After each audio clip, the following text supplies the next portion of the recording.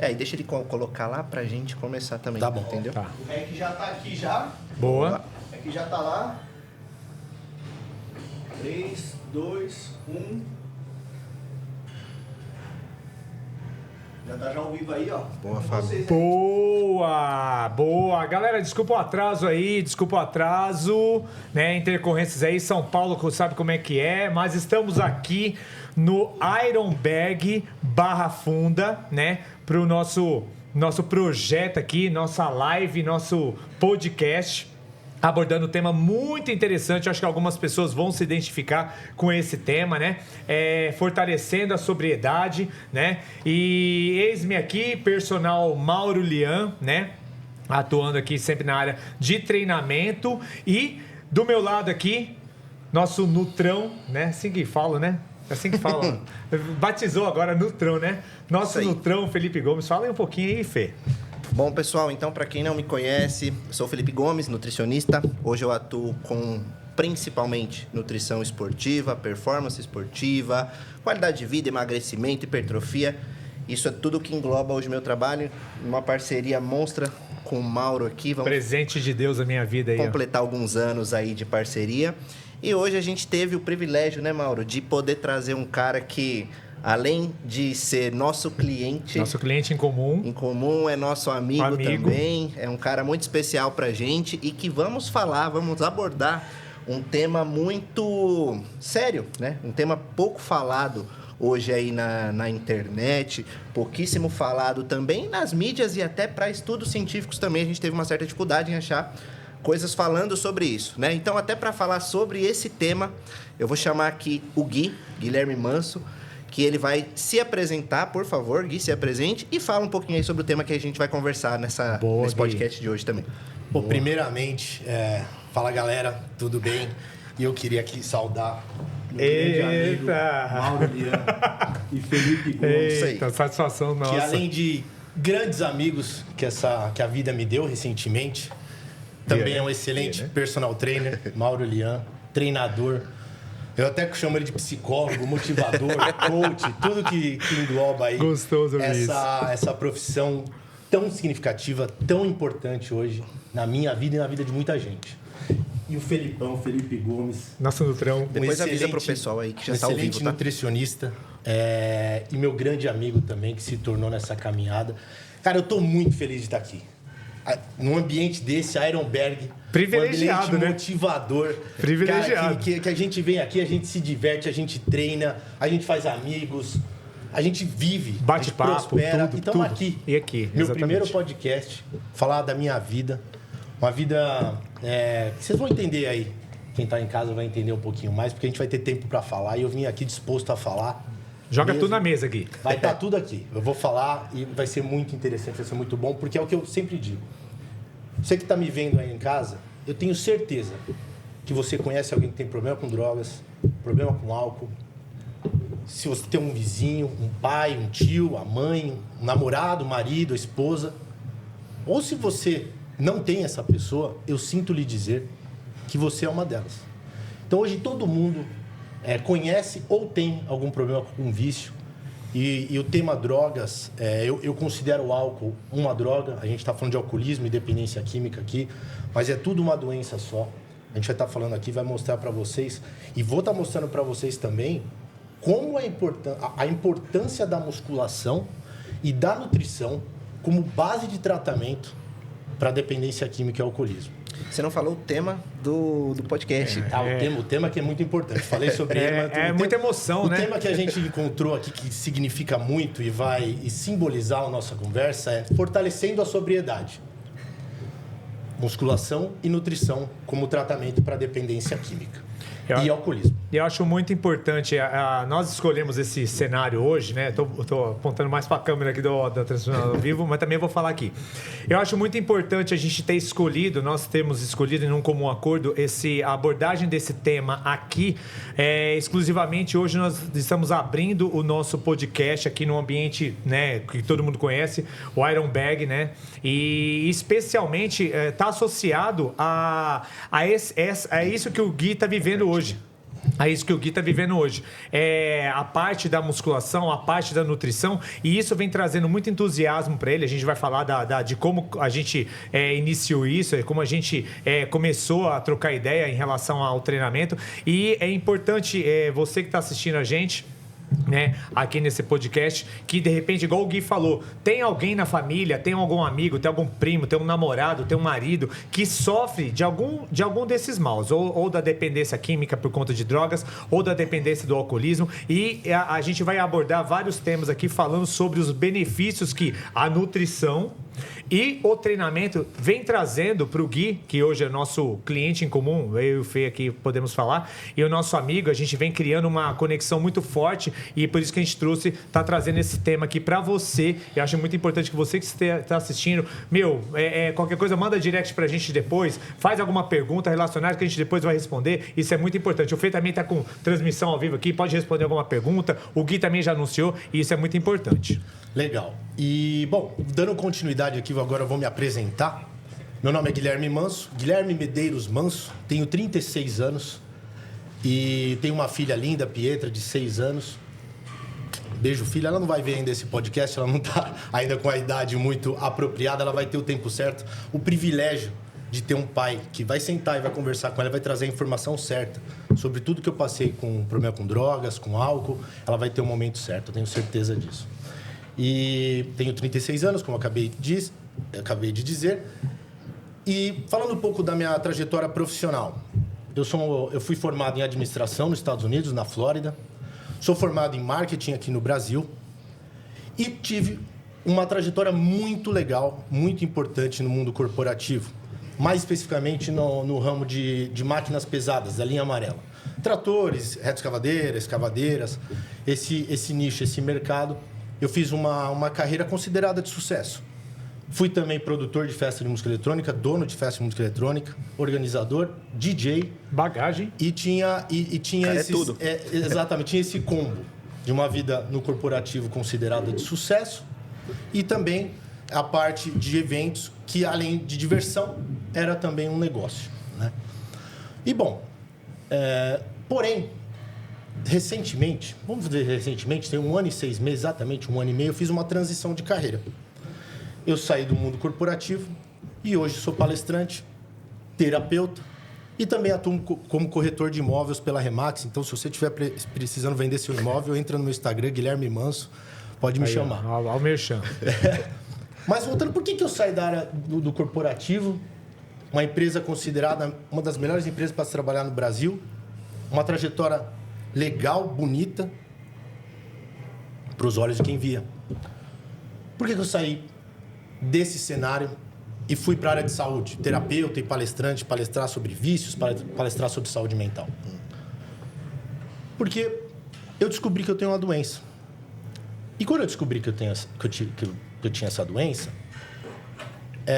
eu decidi profissionalizar para cuidar de mim. E, consequentemente, hoje eu ajudo outras pessoas. E eu, então, busquei me profissionalizar nisso. Fiz um curso de terapeuta, estudei as terapias, tudo focado mais na parte de vícios. Me formei, tenho uma pós-graduação em saúde mental com ênfase em dependência química. E tudo isso, me profissionalizei como palestrante também, pela agência Talk Lab, Talk Lab Escola de Palestrantes. Um abraço, Fátima e Angélica, que também hoje eu faço parte do portfólio lá da agência como palestrante também, com um tema sobre drogas. E eu me profissionalizei justamente pela questão de eu ter essa doença. Só uma pergunta. Você se profissionalizou diante da questão da doença, não só para esse benefício, ou porque você também viu em relação, porque você falou que você hoje também é palestrante, ou você viu também a necessidade de outras pessoas diante do seu problema? Olha, na verdade eu me apaixonei sobre o tema. Quando eu me identifiquei nessa doença, e eu identifiquei que não era só uma falta de vergonha na cara, era realmente uma doença a ser tratada, eu chorava de emoção no meio do meu tratamento. E aquilo, eu assumi um compromisso que aquilo não podia ficar só comigo. Eu já dava palestras no mundo corporativo, eu já vinha me destacando nessa parte de oratória, de divulgação e tudo mais. E eu falei, opa, só mudei o roteiro. Então, quando eu busquei me profissionalizar, não era para ter um diploma em casa. Era justamente para buscar conhecimento para mim e despertou interesses de agências e tudo mais para eu estar fazendo essa parte de palestras também. Então, hoje, quando eu faço uma palestra, quando eu venho aqui conversar com vocês, eu estou salvando a minha vida, primeiro. Mas automaticamente a gente acaba tocando outras pessoas. E agora eu falei sobre uma doença, o pessoal em casa está falando, que doença é essa? Né? Pô, todo mundo deve estar curioso. Bom, é uma doença que a curiosidade me fez despertar ela. É uma doença que eu nasci com uma predisposição, mas é a minha curiosidade, minha falta de identificação, minha busca de aprovação nas coisas, me fez engatilhar ela e estourar. Essa doença, o nome técnico dela é adicção. Tá? Esse é o termo mais técnico, porque a gente, embaixo da adicção, tem a dependência química, tem o alcoolismo, tem o viciado em jogos, a compulsão alimentar, viciado em pornografia. Tudo isso vem embaixo dessa doença da adicção. Tá? O adicto, a origem da palavra adicto significa escravizado. Alguém que é escravo de algo. De alguma substância, por exemplo. Tá? E essa doença, tomar um gole aqui que eu tô falando bastante, vai secando. Vai, pode tomar. A gente também tá ouvindo, tá tomando. Essa doença, ela tem 2 sintomas. 2 sintomas básicos, mas muito difíceis de entender e se livrar. E não se livrar, mas cuidar deles. Primeiro, antes de falar dos sintomas, essa doença ela é incurável, ela é progressiva e se você não cuidar, de término fatal. Regrinha do 3, eu falo. Incurável, progressiva e fatal. Ela atinge o corpo, a mente e o lado espiritual. E ela te leva para 3 lugares. Clínicas, instituições, cadeia e morte. Eu passei pelas 3 e eu vou explicar durante esse podcast. Então, falei a regrinha dos 3, que eu falo que é a regrinha dos 3 dessa doença. Agora vamos para os sintomas. Os 2 sintomas dela. A obsessão é o primeiro sintoma. Um pensamento obsessivo pelo seu determinado vício. Vou dar um exemplo. O alcoólatra, o mais clássico aí, você de casa, cachaceiro, que está me assistindo. Seu pensamento obsessivo pelo seu determinado vício. Pela cachaça, pelo álcool. Tudo que acontece no dia, ou quase tudo, te leva a um pensamento obsessivo pelo seu determinado vício. Você fala em relação a, por exemplo, se tá feliz, eu tenho que beber. Se eu tô triste, eu tenho que beber. Exato. Puxando um gancho disso, é uma coisa que eu vejo muito na minha rotina de consultório. Por exemplo, hoje em dia, as pessoas, uma pessoa que talvez está iniciando um planejamento alimentar agora, nunca fez uma dieta na vida. O maior medo dessa pessoa, que gosta de beber, é talvez achar que eu, por ser o nutricionista dela, vou proibir. Vou falar para essa pessoa, você não pode beber. E isso, para essa pessoa, já se torna um gatilho, ou para ela talvez querer beber mais, ou para ela não continuar seguindo o acompanhamento, né? Uma das coisas que a gente fala é que sempre tem os 2 lados da bebida no modo recreativo, né? A gente já vai voltar para o lado de como o Gui está falando, que é o lado da dependência mesmo, da droga ali, da bebida, né? Mas nesse lado recreativo, a gente estando num ambiente desse, estando na época do ano que a gente está também, é muito comum a gente orientar as pessoas de como elas podem fazer para beber, talvez sem se prejudicar tanto, mas dificilmente isso vai acontecer, né? A bebida alcoólica, ela é algo muito deletéria, é algo que de fato vai atrapalhar muito o ganho de massa muscular, vai atrapalhar o seu sono, vai atrapalhar a sua produção hormonal, você produz menos melatonina, você produz menos GH, que são hormônios produzidos no período da noite, justamente porque o seu sono vai estar prejudicado, só que o seu cortisol vai lá para cima. Exatamente. Cortisol, que é um hormônio extremamente catabólico.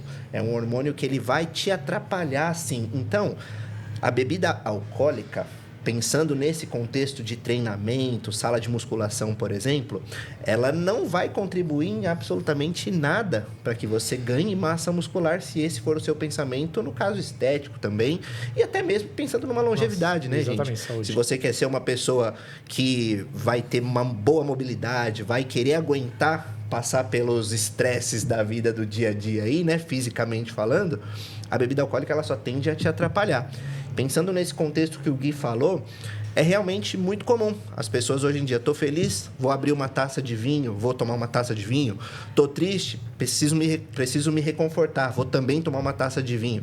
Então, nas duas situações, a bebida alcoólica ela tá sempre presente. E dificilmente a pessoa ela pensa, putz, vou ali fazer um treino para poder ver se eu melhoro a minha autoestima, fico mais feliz, fico mais alegre. Não, a pessoa pensa no que ela tem ali na geladeira, que talvez não vai ser algo tão saudável, né? É o gatilho mais automático, né? Você me fez lembrar, até a gente vai voltar no Gui. Geralmente a pessoa quando passa em atendimento comigo, ela fala assim, mas você não vai me proibir de beber, né? Eu falei, não, mas eu não tô aqui para proibir você de beber, a consciência totalmente é sua. Acho que a gente lida com adultos, né? A gente lida com 30 a mais, né? Nos nossos atendimentos. Exatamente. E a gente tenta trazer uma consciência em relação a isso. No caso do Gui, o Gui vai aprofundar mais o tema em relação ao caso dele, né? Ao tema relacionado a ele. Mas o que acontece? Quando a gente mostra para a pessoa, de repente, vamos supor, quando você vai num churrasco e você toma 10 cervejas, é possível você diminuir para 5? Quando você está feliz porque o seu time ganhou ou você está triste porque o seu time perdeu, você vai lá e abre uma lata de cerveja. Vamos associar o que o Fê falou aqui. Eu vou para academia para bater um treino, para descontar essa raiva, ou para descontar essa alegria. Então, são vários gatilhos que a gente tem que... né, o Gui vai saber falar muito bem isso, por conta tanto do perfil de cada um. O Gui está abordando algo um pouco mais profundo, né? Diferente do cara, igual eu citei aqui, do cara que vai tomar uma cerveja porque o time dele ganhou ou perdeu. Mas no caso do Gui, ele falou até de uma doença, né, pré-existente dentro da pessoa, que ela é impulsionada até por motivos de alegria, tristeza ou dependência diante do consumo desse alcoolismo. Então, a gente tem que saber diferenciar bem tanto a parte que o Gui está falando, essa parte que eu estou falando da maturidade de cada um, e o que o Fê também está falando em relação a cada um, ou ter o medo, né? Geralmente a pessoa fala assim, eu não vou passar com o nutricionista que ele vai me proibir de comer. E pelo contrário, há vários casos de clientes nossos que você ajustou a dieta ou não proibiu o consumo do álcool e a pessoa conseguiu ter resultado. A gente tem que achar o meio do caminho, né? O meio do caminho. O importante é que eu tô falando para um público que tem a dependência química, o alcoolismo, a doença adicção, né? Quem não pode com uma dose sou eu, né? Pessoal que está em casa, a maioria das pessoas normais, podem tomar uma cerveja, podem ir para uma balada. O problema do doente, do adicto, do dependente químico, é que a gente não consegue parar. Então, assim, quando eu falo sobre a minha experiência, eu não sou... Esses dias eu fui fazer uma palestra e uma pessoa falou, nossa, ele vai dar uma palestra antidrogas. E eu corrigi essa pessoa, porque eu falei, eu não sou antidrogas. Eu não estou dando uma palestra antidrogas. Eu estou dando uma palestra sobre informação do que as drogas, os vícios e essa doença, para onde te leva, como que você identifica ela, para onde ela te leva, como sair dela e como viver com ela adormecida. Eu não sou antidrogas, eu não vim aqui militar para algo que... Não, aqui é livre-arbítrio. Você faz o que você quiser. Se você quiser usar, se você não quiser usar... Eu não estou aqui para convencer ninguém. Mas o importante é essa questão que você falou de separar o cara que é adicto, né, de uma pessoa normal. Exatamente. O recreativo, que a gente costuma chamar. Recreativo, exato. E de fato, como é que as pessoas falam? Que bebe socialmente. Exato. Vamos pro recreativo. Esse bebe socialmente, o duro que a minha sociedade antes bebia pra caramba. Onde eu bebia, o ambiente que eu bebia, que eu vivia, bebia era muito. Extremo, né? Então, se eu falava, eu cheiro socialmente, mas eu andava com noia. Entendeu? Então, eu cheirava pra caramba. Sim. Hoje em dia, você falar de beber socialmente é algo muito amplo, né? Depende realmente da categoria de pessoas que você tá andando. E aí, só vamos voltar agora pra questão dos sintomas, que é muito importante. Então, a doença adicção, ela tem 2 sintomas. O primeiro, a obsessão. O pensamento obsessivo pelo seu determinado vício. Vamos dar um exemplo do clássico alcoólatra. Tá lá, acordou. Nossa, que calor, hein? Tomar uma para refrescar. Nossa, hoje, festa junina, tá frio. Tomar um conhaquinho para esquentar. Nossa, essa semana não aconteceu nada, mó tédio. Vamos tomar uma para animar. Pô, meu chefe, mó chato. Me estressou, brigou comigo. Vou tomar uma pra afogar as mágoas. Esse mês batemos as metas. Nossa, vamos beber uma pra comemorar.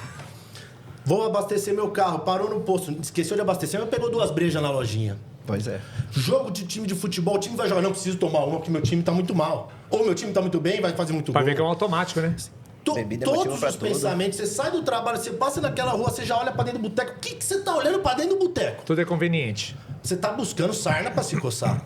Então, assim, todos os... Não vou falar todos, mas vamos dizer, 90% dos pensamentos do seu dia te levam por um pensamento obsessivo pelo seu determinado vício de preferência. Ou seja, o pensamento obsessivo acaba com a sua mente e com o seu espírito.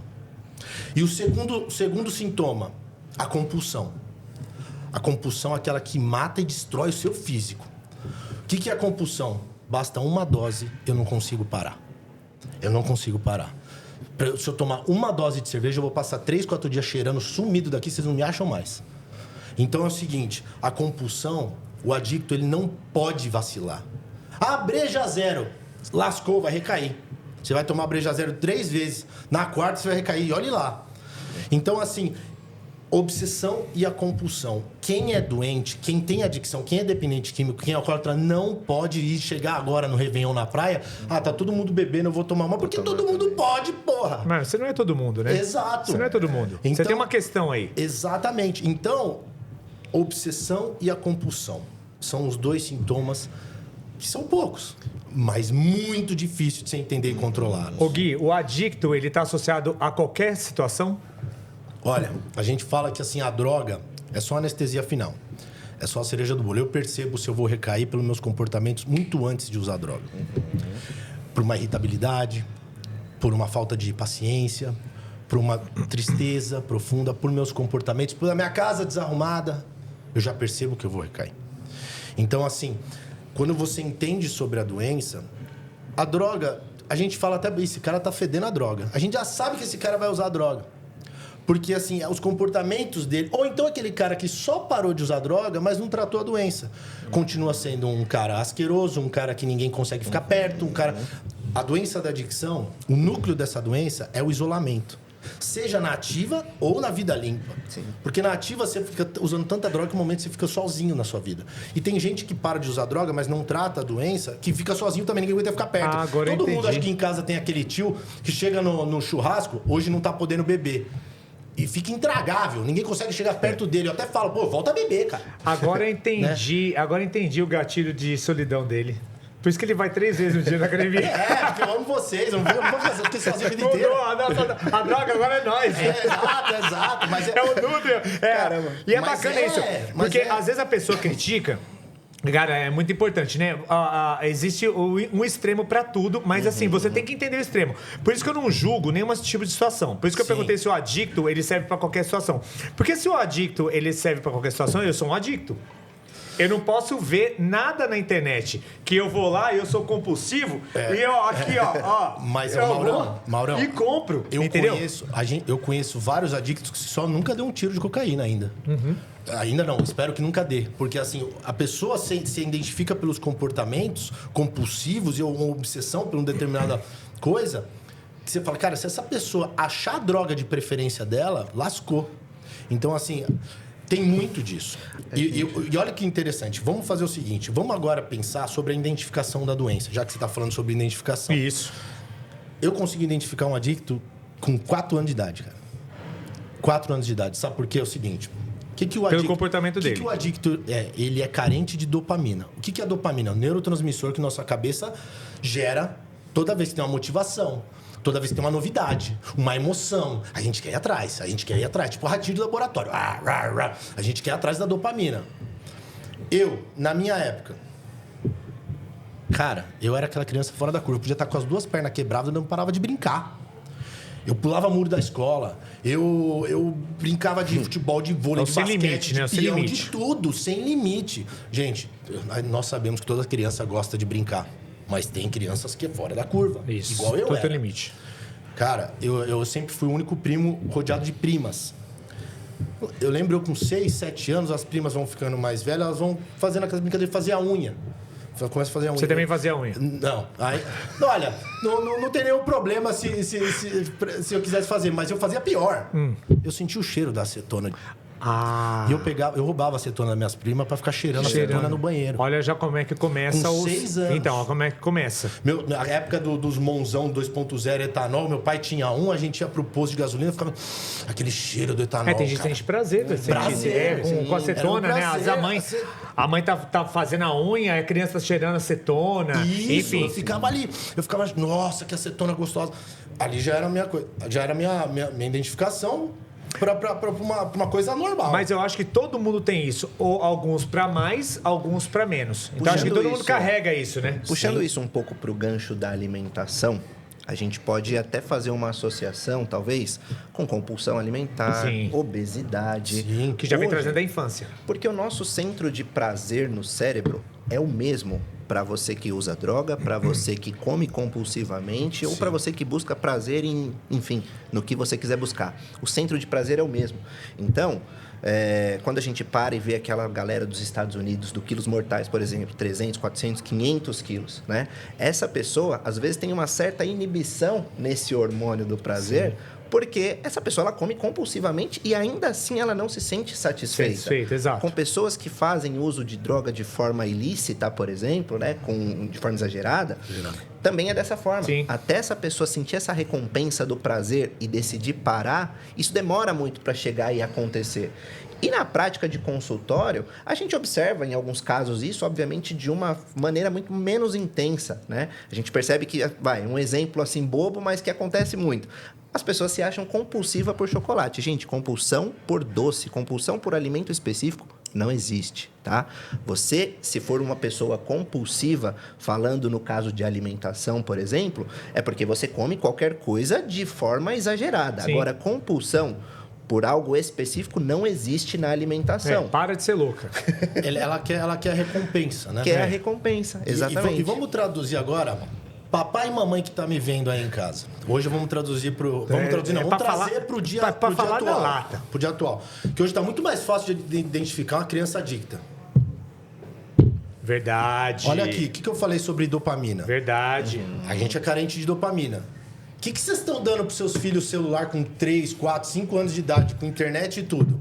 Ele tem uma fábrica de dopamina na palma da mão, onde ele pode acionar o momento que ele quiser, e é o momento que abaixa a dopamina, que o vídeo já não tá tão legal, ou que o joguinho não tá tão legal, ele vai pro lado que tem mais dopamina. Exatamente. Ou seja, insaciável, né? Você tá dando uma fábrica de dopamina na cabeça de uma criança de 4, 5, 6, 7 que nem anos. sabe lidar com isso ainda. Que agora ele tem o controle da mente dele. Exato. Ele consegue controlar quando ele tem prazer. Você acha que ele vai juntar 3, 4, 5 crianças que foram bem nas notas para os pais poderem deixar ir jogar futebol? Não, muito trabalho. Aqui eu já vi criança, já cair a internet em casa, a criança pegar e jogar a televisão no chão. Sim, de indignação, Eu já vi criança batendo cabeça, cara. Eu já vi criança correndo, subindo o armário para ir atrás de doce. E na nossa época não tinha isso, né? Na nossa época não tinha isso. A nossa compulsão era em outras coisas.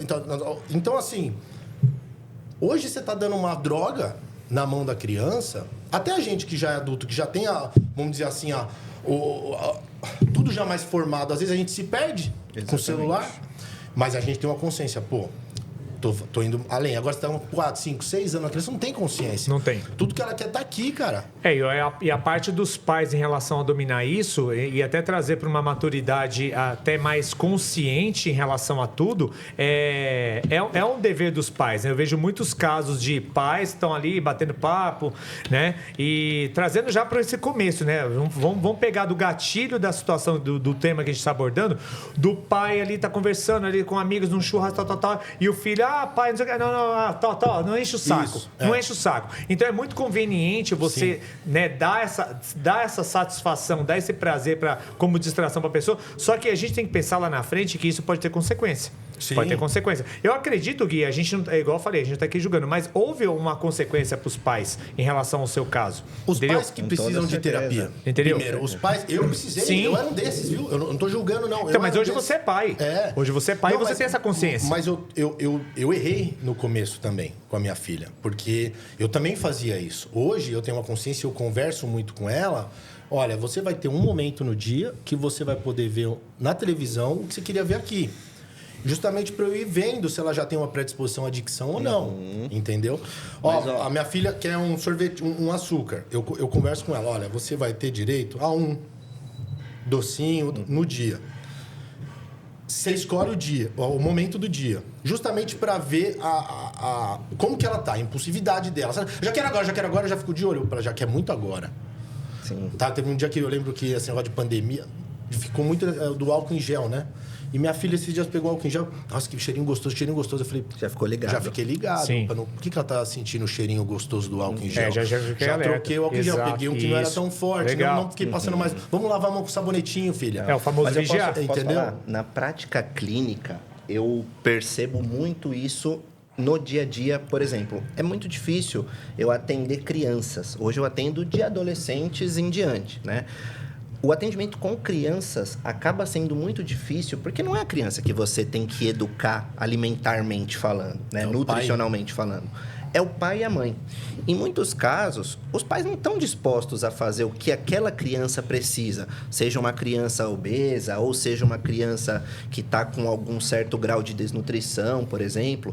O pai e a mãe, ou o responsável ali, é ele quem tem que puxar essa responsabilidade mesmo para ele e cuidar. Porque se você para pensar, uma criança não compra, uma criança não se sustenta, uma criança não cozinha, né? Uma criança de 6 anos não tem um cartão de crédito com limite, né? Essa criança vai comer o que é ofertado para ela. Em muitos casos, você percebe que os maus hábitos da criança é por conta de quem cuida dela, né? Exato. Uma criança não vai fritar uma batata com 2 litros de óleo, por exemplo.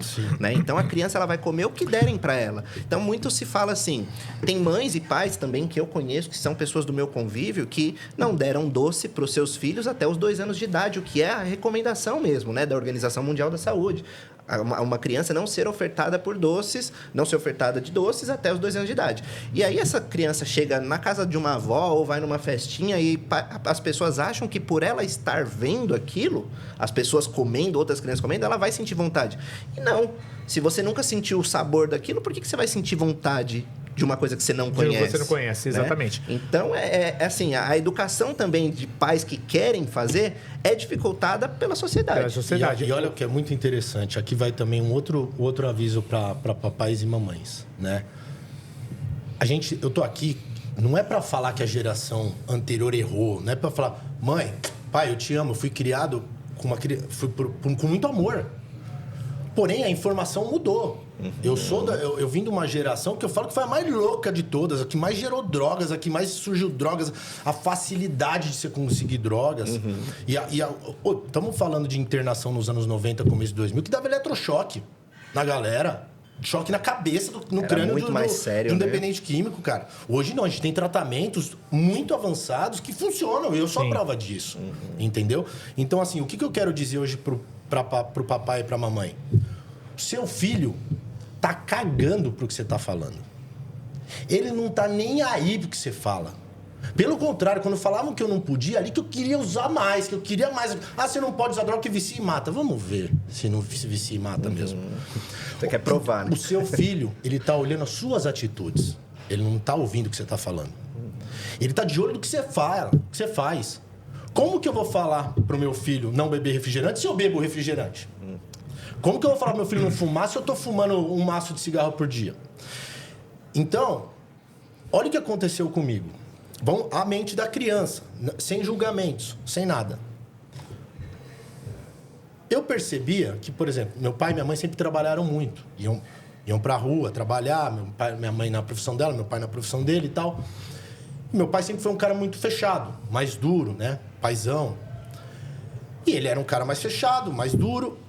E de final de semana, quando eu juntava todo mundo no sítio, com meus tios, meus primos e tal, eu percebia que os adultos riam muito e se divertiam.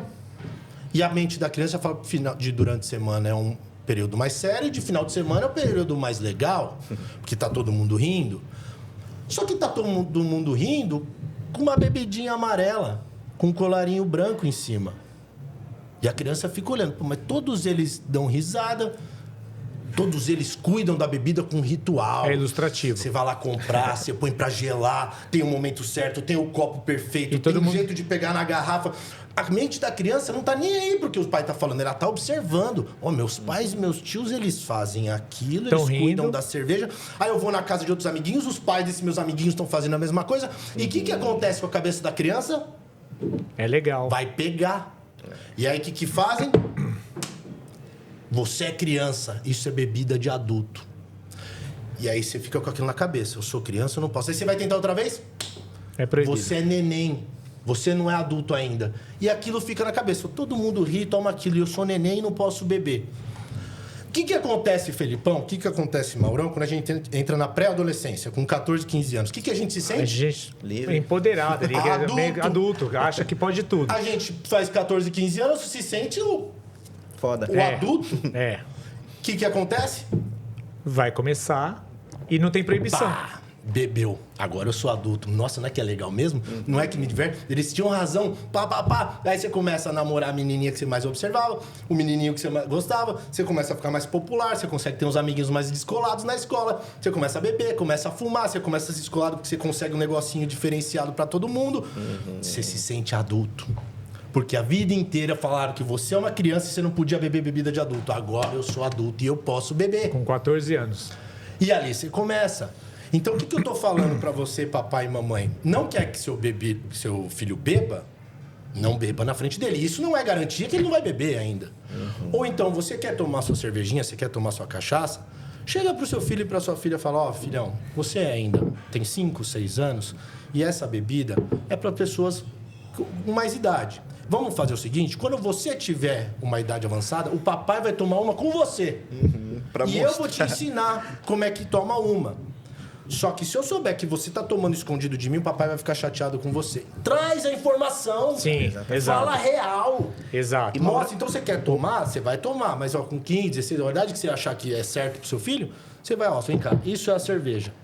Isso é não sei o quê. Papai vai tomar uma com você. Se eu souber que você tá pegando o carro, fazendo merda, batendo o carro, arrumando briga, igual eu fiz, você tá ferrado. Então, assim, eu não tô falando que isso é o certo ou que é o errado, mas é muito melhor você trazer a informação, a realidade do que você pratica. Eu percebi isso porque agora que eu tô limpo, eu tava tomando refrigerante zero. E minha filha, ela fala, isso é água de bolinha.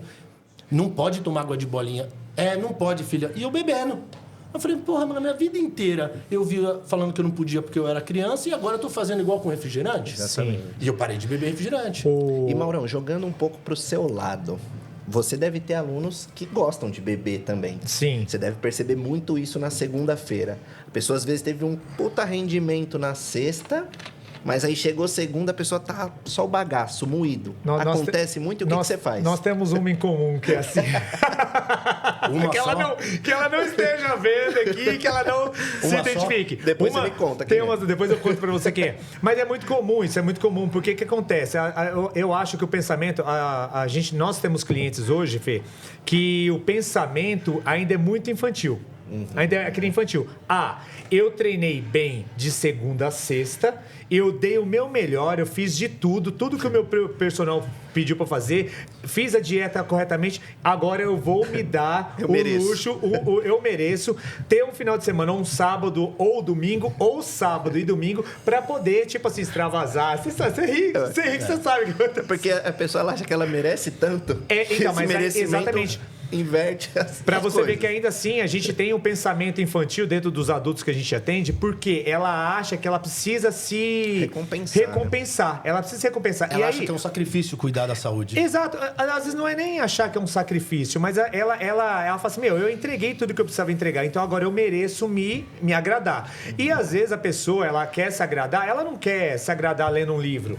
Ela não quer se agradar indo num teatro. Ela não quer dar um treinão. Vindo no Ironberg, dar um treinão, né? Um ambiente que a gente gosta de vir. Às vezes, para a pessoa, o gatilho dela eu vou tomar uma cerveja, eu vou sair com as amigas, eu vou tomar um gin, eu vou fazer extravasar, entendeu? Então, o que acontece? Aí é notório isso, eu como profissional, pelos anos que eu atendo, é notório que chega na segunda-feira, você percebe a diferença dessa pessoa que treinou comigo na sexta-feira e a mesma que vai treinar na segunda-feira, você nota, né? E aí, como é que eu conduzo isso? Eu pergunto pra pessoa, e aí, eu noto como é que a pessoa tá. Às vezes a pessoa tá com o olhinho assim, ó. sabe? Aí eu falo, e aí, como é que foi o final de semana? Ah, não, foi super bem. Ela não quer falar. Foi super tranquilo, tal. Mas aí eu falo, e aí, como é que você tá? Dormiu bem? Aí você vem com perguntas associadas. E aí, como é que foi essa noite de sono? Dormiu bem? Ah, dormi tarde. A pessoa não quer falar que ela chegou tarde de um rolê. Ah, dormi tarde. Eu falei, tal. Então vamos começar o treino mais assim. E você vem trazendo a pessoa pro teu mundo novamente. Aproveitando a deixa que o Gui falou, dos dois, eu tive a situação dos dois mundos em relação a isso que você disse agora. Eu tive a minha mãe, que me privou muito, privou eu e minha irmã, vou falar minha irmã do meio, privou nós dois de muita coisa. Olha, você não pode fazer isso. Olha, isso aqui é errado. Isso aqui não é certo. Você não pode falar assim com a pessoa. Você não pode fazer isso. Você não pode fazer aquilo. E tive meu pai, até um certo período da minha infância, que era alcoólatra. Então eu tive as duas situações. E aí eu fui crescendo e entendendo. Lógico que a parte do meu pai em relação a beber, de certo modo, era mais legal, era mais divertido. Meu pai, quando bebia, ele ficava mais divertido. Ele não batia na gente, ele não batia na minha mãe, não batia em nós, na minha irmã em si, minha irmã do meio. Mas ele se encorajava com a bebida em relação a falar certas coisas, a ter algumas atitudes, que quando ele estava são, ele era mais seco. Aí entra a parte que você fala, a pessoa mais fria, mais reservada, não falava, entendeu? E minha mãe acabava se tornando chata. Só que eu fui crescendo e percebendo isso, e eu comecei a pegar nojo, não do meu pai, eu peguei nojo da situação que meu pai vivia, aquilo. E hoje eu percebo, e sou assim, até eu critiquei muito a minha mãe, e hoje eu sou igual a ela, entendeu? Então, o que acontece? Eu vivi essas duas situações, a de privação de certas coisas, não, isso aqui é errado, você não vai pegar esse copo de cerveja, você vai chegar lá em tal lugar, vai ser assim. E hoje eu sou muito grato à minha mãe, porque eu não sou adepto à bebida, né? Às vezes as pessoas falam assim, nossa, mas você não... Eu chego num churrasco, eu chego num lugar, você não vai beber? Você não vai comer? Não, porque isso é natural pra mim. Isso já é uma automática. Eu já vim trazendo isso dentro de mim, entendeu? Só que tem algumas pessoas, como, né? Já aconteceu com você a situação que às vezes não é tão fácil. É o famoso a situação do adicto, entendeu? Então a gente tem que saber diferenciar. Igual por isso que eu falo, eu não julgo ninguém, porque eu já tive vício na minha vida, na minha família. Eu sou um viciado de certa forma de alguma compulsão. O Fê falou da compulsão alimentar, mas eu sou por compulsão de às vezes comprar alguma coisa. Sim. Eu gosto, entendeu? Eu vejo, eu quero comprar isso aqui, entendeu? Então acho que cada um tem uma situação que a gente vive, que a gente presencia, ainda mais em atendimento, igual você perguntou se tem pessoas assim, que chegam no final de semana e se chega no dia seguinte e não está em rendimento, é super comum. Olha, é muito legal a gente entrar agora com um assunto que é o seguinte, a dependência química, o alcoolismo, ele é dividido em 5 etapas, tá? E eu vou explicar sobre essas 5 etapas, usando com um exemplo também da minha vida. A primeira etapa é a pré-contemplação. Essa etapa, ela é baseada naquela fase que você está usando droga, você está bebendo e não vê nenhum prejuízo. Você só vê coisas boas. E o tempo de cada etapa é muito relativo, cara. Eu conheço o cara que começou a usar droga e foi internado em 1 ano. Eu usei droga durante 21 anos. Os 14 primeiros foram super bacanas. Os últimos 7 que foram mais ladeira abaixo. Eu era aquele famoso adicto funcional. Eu conseguia cheirar e fazer uma apresentação na empresa. Eu conseguia cheirar e treinar, às vezes. É o que eu usava como uma motivação. Exato. Eu gostava de gente. Tem gente que fica com medo até da formiga. Então, assim, a primeira etapa, que é a da pré-contemplação, você não vê problema nenhum. Tá gostosinho, tô conseguindo ficar desinibido, aquele problema de timidez, de falta de coragem. Você tudo tá se soltando, você tá se descobrindo. Na verdade, você fala, nossa, isso aqui me deixou um monstro, do bom sentido. A segunda etapa, que foi a pré-contemplação, essa já é da contemplação. Você começa a ver uns prejuízos, né? Você já começa a observar algumas coisas que não tão legais. Porém, a recompensa da droga ainda é muito maior. A balança ainda está muito no que vale a pena usar. Uhum. Vindo para o meu lado, eu passei vários anos ali de 14, 15, 16, 17, até uns 18, 19, tomando minhas balinhas, meus LSD, minhas maconhas, meus rachixe, minhas cachaça, meus lança-perfume, vendo tudo coloridinho, lá, legal, bacana. Quando eu fui morar nos Estados Unidos, eu fui com 17, 18 anos. Em um ano lá, ou seja, com 18 anos, eu fui preso. E aquilo me impactou muito, porque com o brasileiro ser preso tem que fazer uma merda muito grande. E lá as coisas acontecem, as coisas são rígidas. Mas lá por pequenos, né? Eu tava, no dia da independência dos Estados Unidos, 4 de julho de 2007, eu tava muito louco tirando racha, né? E aí eu perdi o racha e ainda fui preso, a polícia me pegou. Esse acesso era fácil lá pra você? Era muito fácil. Cara, eu sempre tive muita facilidade em achar tudo que eu queria. Aonde tiver. Eu já fui pro Saara, numa festa de música eletrônica, numa rave, no meio do deserto do Saara, andando de camelo e curtindo 5 dias de música eletrônica. Eu achava droga lá. Já achei na Europa, nos Estados Unidos, no Brasil. Onde eu ia, eu achava. E era até minha diversão. Conquistei um território, achei. Falava até para meus amigos, achei aqui, achei assado. Vamos, tipo War, sabe? Você vai conquistando os territórios, a gente fazia esses negócios. Idiota, mas eu fazia. Então, ali quando eu fui preso, eu fiquei 2 dias preso, aquela roupinha laranja, tava minha cabeça de adicto ainda falando, nossa, história para contar pros meus amigos. Aquela fotinho com a plaquinha, assim. Minha mãe quase infartou quando viu aquela foto. Ela foi me tirar lá da cadeia. Então, assim, ali foi a primeira vez que eu falei, opa... Já começou a dar um start. Você tá fazendo merda. Você tinha quantos anos? Eu tinha 18 anos. Então, lá a maioridade... Ainda uma idade delicada. Lá a maioridade é 21. Só com 21 você pode beber. Mas você pode ser preso com 18. Sim. Então, tipo assim, a informação também não é... Eu não concordo muito com o jeito americano de passar a informação pra molecada, porque é mais fácil você usar droga antes dos 21 do que comprar um álcool. Então, todo mundo se vicia em droga. Quando faz 21, aí pode comprar álcool. Aí junta os dois. Não tem informação, aí já tá gostando de tudo. Então, eu tive essa experiência de passar 2 dias na cadeia. Quando eu saí de lá, foi o primeiro impacto. Tipo, meus pais... não sei o que lá, que é isso, pra todo mundo, porque foi um impacto muito forte. Até hoje, quando eu entro nos Estados Unidos, fica lá no meu recorde lá, os caras... O que você aprontou em 2007? Aí vou passar a linha, não sei o quê, porque fica no nome. Então, assim, ali começou a surgir, mas eu ainda estava na etapa 2. Eu não estava vendo ainda muito prejuízo. E os anos foram se passando, voltei pro Brasil e tal. Tive um acidente sério de carro, que eu tô com um colega meu. Por inconsequência. Por inconsequência de todo mundo. E em 2018 eu tive uma overdose. Aí a água bate na bunda, não?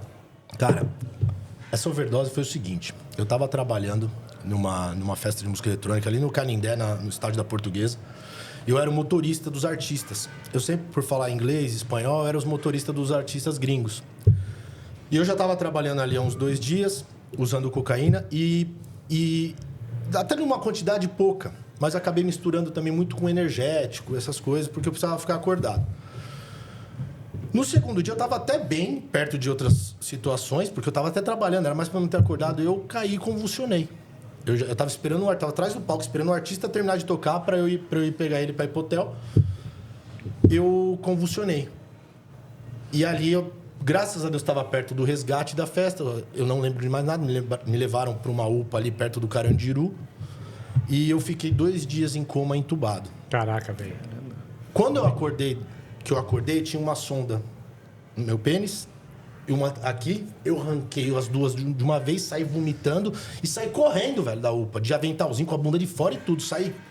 Parece até coisa de filme, né? Aí eu saí, cheguei lá fora, tava a minha ex-mulher chorando, meus amigos fazendo promessa de joelho, chorando, porque a situação, eu tava inchado, branco, roxo, com um tubo na goela, morto, velho.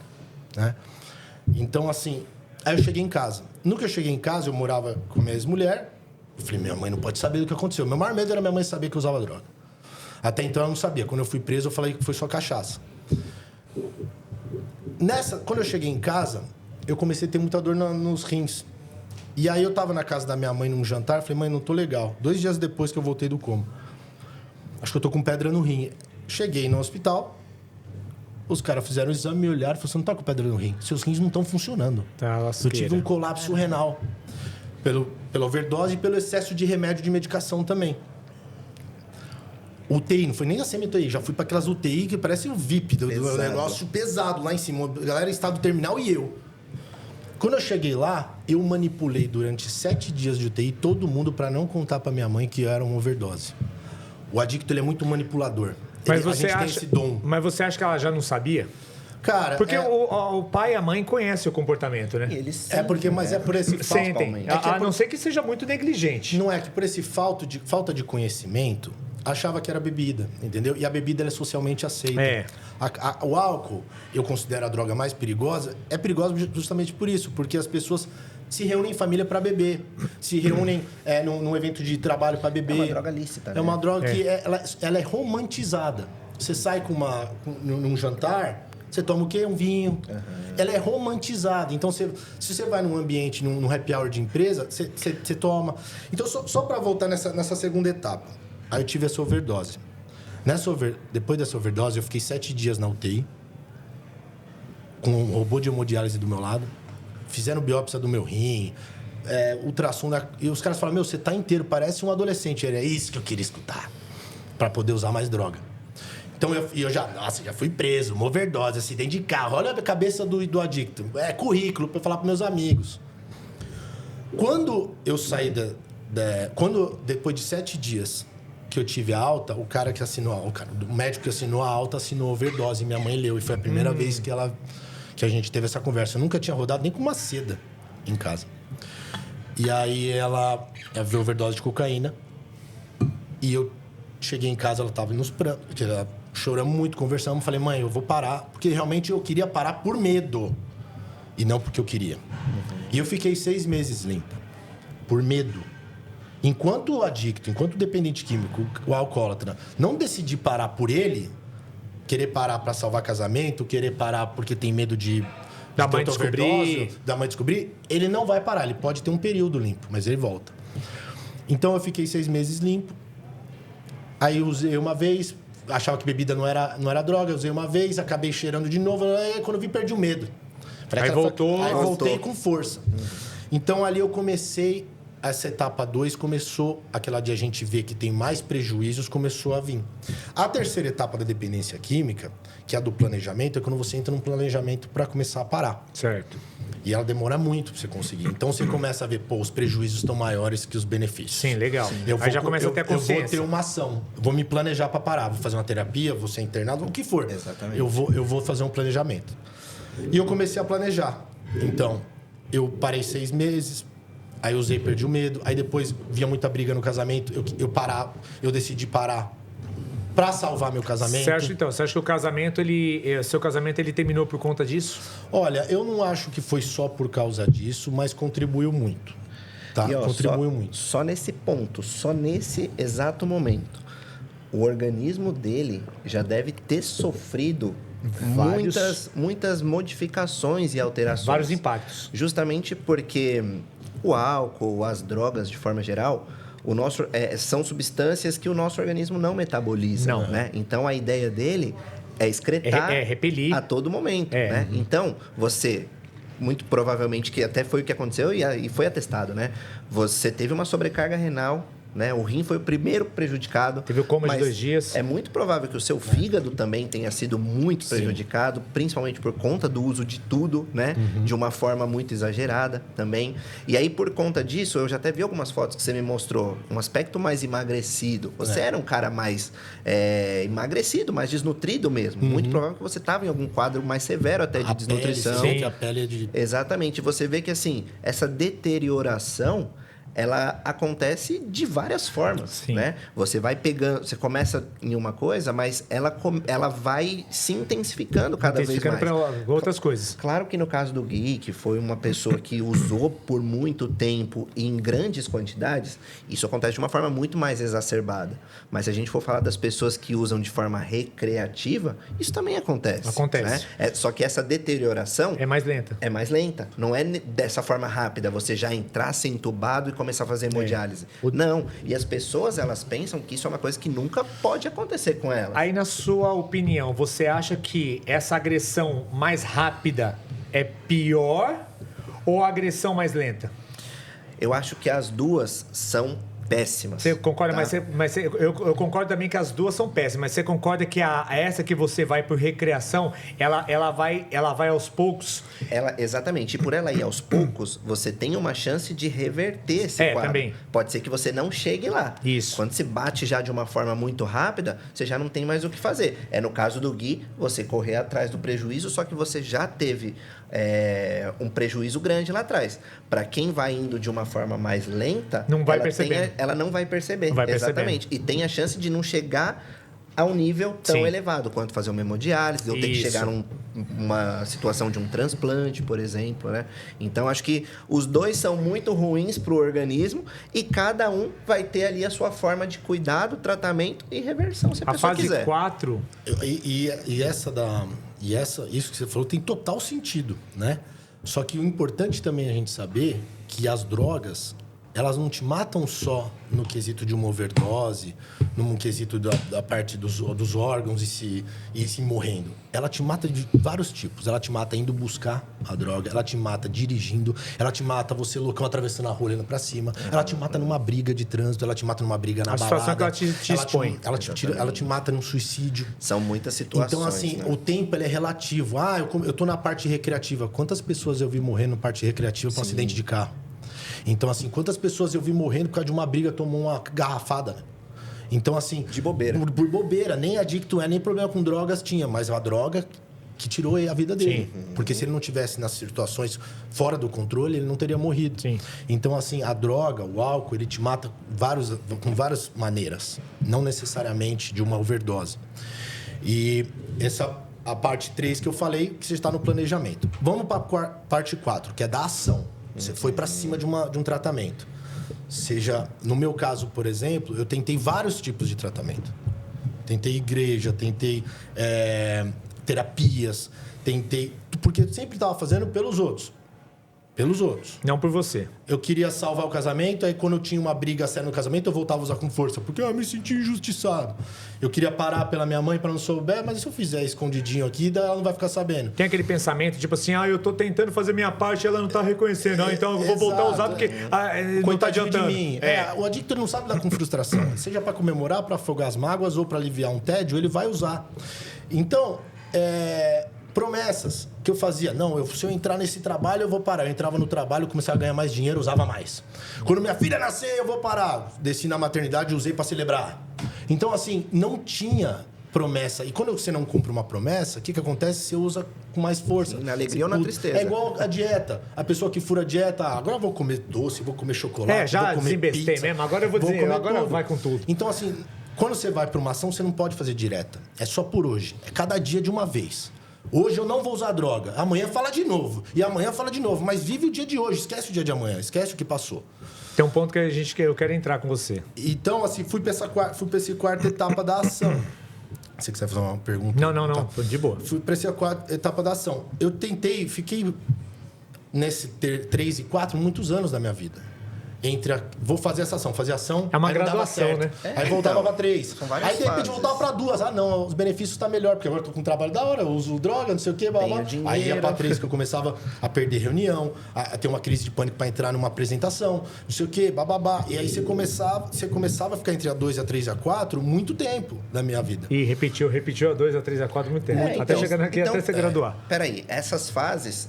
Você pode ir e voltar a todo momento. A todo momento. Você porque a doença ela é incurável. Então não é que você passou de fase igual videogame que você matou o chefão. Se você não cuidar todo dia, a doença não dorme, velho. Eu sonho com droga direto. Eu acordo já com droga na cabeça. Porque acho que a maior parte da sua vida foi vivida isso. Foi drogado. E o que acontece? Essa luta... Porque é uma luta diária. É uma luta diária. O cara... É a mesma coisa... Por isso que eu não julgo. É a mesma coisa que a pessoa que tem uma certa compulsão por bebida ou por doce, que você falou, e ela não consegue vencer isso.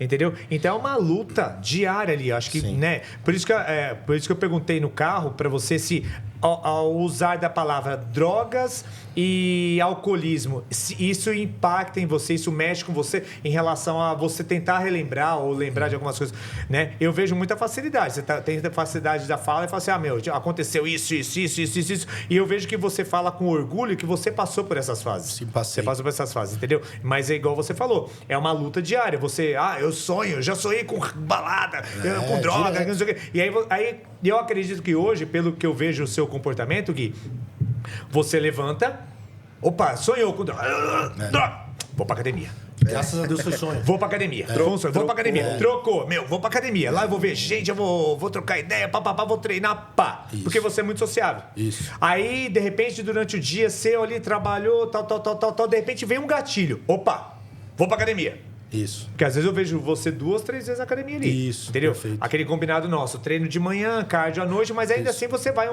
num horário intermediário, às vezes, para poder complementar. Então eu acredito que isso, para a pessoa, deve ser uma luta realmente diária de... como é que fala? É uma briga dela com ela mesma. Uma briga dela né? com ela mesma.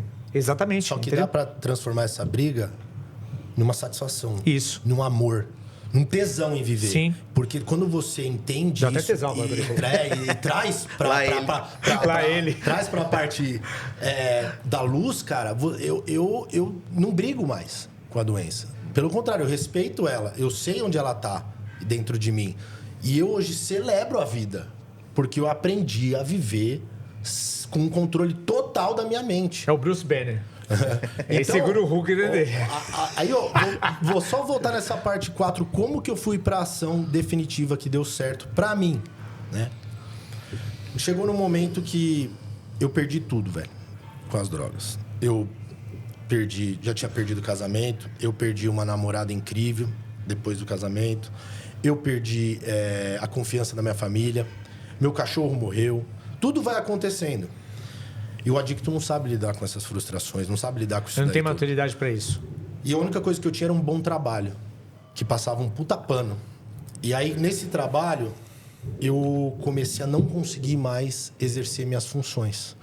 Porque eu comecei a ter muita crise de ansiedade, muita crise de pânico, me entupi de remédio para dormir, ansiolíticos, antidepressivos, cocaína, álcool, anabolizante, um combo errado, no qual a minha cabeça começou a ir para um caminho que começou a dar curto-circuito. Demorou para dar curto-circuito.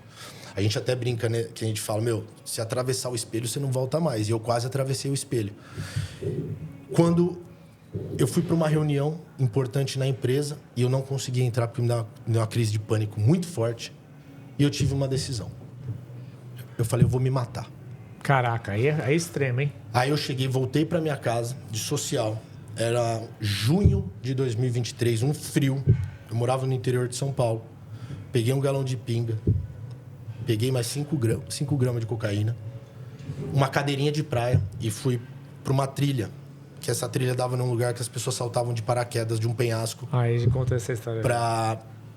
E não tinha ninguém saltando de paraquedas numa quarta-feira de manhã, um dia normal, frio, chuva. Eu sentei com a cadeirinha, fiquei usando e bebendo. Falei, a hora que terminar eu me jogo. E ali passando a vida, né? Na minha cabeça. Eu tava muito... Eu demorei até uns 50 minutos a 1 hora para chegar nesse destino. Não era nem perto de casa. Quando eu cheguei lá, eu fiquei lá, tal. De repente, cara, apareceu um casal no meio. Não era fluxo de droga nem nada. Era uma trilha que não tinha ninguém por causa do frio e da chuva. E esse casal viu que a cena não tava muito legal. Um cara de social, chorando, sentado na beira do precipício. Não tá legal isso daí. E, cara... E aí eu comecei a acreditar em Deus. Porque eu achava que acreditava.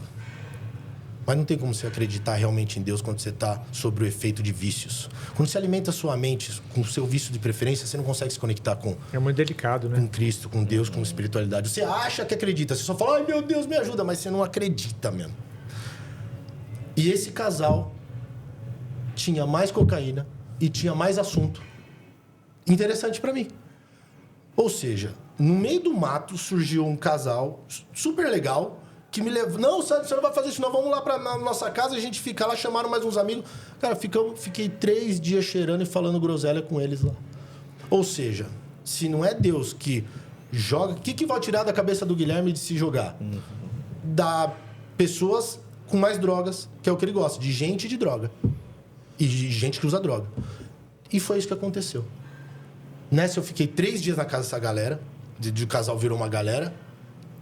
Ficamos lá usando pra caramba, e aí começou a dar os curto-circuito na galera. 3 dias, dia de semana, a galera vai surtando, um vai pra lá, outro vai pra cá. E eu falei, meu Deus, eu tô há 3 dias aqui, velho. Sumido do trabalho, celular desligado, minha família deve ter chamado já a polícia, eu tô desaparecido. Foi quando eu parece que eu subi num drone e me assisti lá de cima. E falei, que merda que eu tô fazendo? Eu tô matando a pessoa errada. E ali me deu uma luz. No dia seguinte era aniversário da minha mãe. Eu tava sumido do trabalho, sumido de tudo, uma vergonha danada. Eu entrei na internet e falei, vou me internar. Você decidiu isso? Fiquei na internet, ligando para várias clínicas. Comprei mais cocaína, porque eu falei, eu preciso de... Não pode passar essa onda. E fiquei falando com várias clínicas, até que eu conheci o Marcial, da CT Hope. Abração, Marcial. Que a sociedade era entre o Marcial e o Dr. Fábio. E aí eu falei, eu tô indo para aí. E eu fiz meu próprio formulário, eles não conseguiam entender. Você tá vindo, você tá super feliz. Tá... Não, eu tô indo. Chamei um Uber e fui. O Uber me olhou. Você vai viajar? Falei, vou. Quanto? 3 meses. Pra onde você vai? Pra uma clínica, velho. Cara, ô louco! Falei, Eu falei, vai logo antes que eu desista. E quando eu cheguei na clínica, foi até engraçado que na hora que eu desci, a galera abraçou, pegou no braço do Uber, começou, o Uber, não sou eu não, é ele. É ele. Aí voltaram, sou eu. Eu com as malinhas e tal, e entrei. E ali minha vida mudou, velho. Foi a partir daí? Porque ali eu vi que o fundo do poço ele é relativo. Cada um tem um poço para cavar. Ali eu percebi que nessa doença, quem se compara perde. Porque se eu me comparar com o cara que chegou em situação de rua, eu tinha muita vela para queimar ainda. Se eu for comparar com aqueles caras que tinha 30, 40, 50 internações com 30 anos de idade, eu tinha muito mais vela para queimar.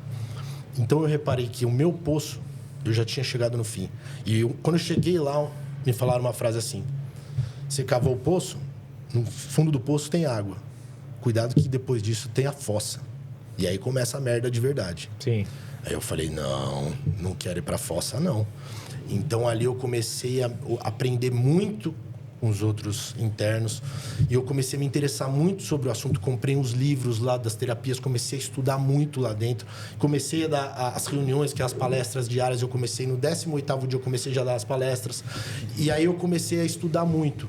Eu peguei um curso Começou a preencher a mente. Preencher a mente, com outras coisas. Eu chorava de emoção, eu comecei a me identificar. Legal. Falei, não é uma falta de vergonha na cara? Eita. Não é uma falta de vergonha na cara, não é uma...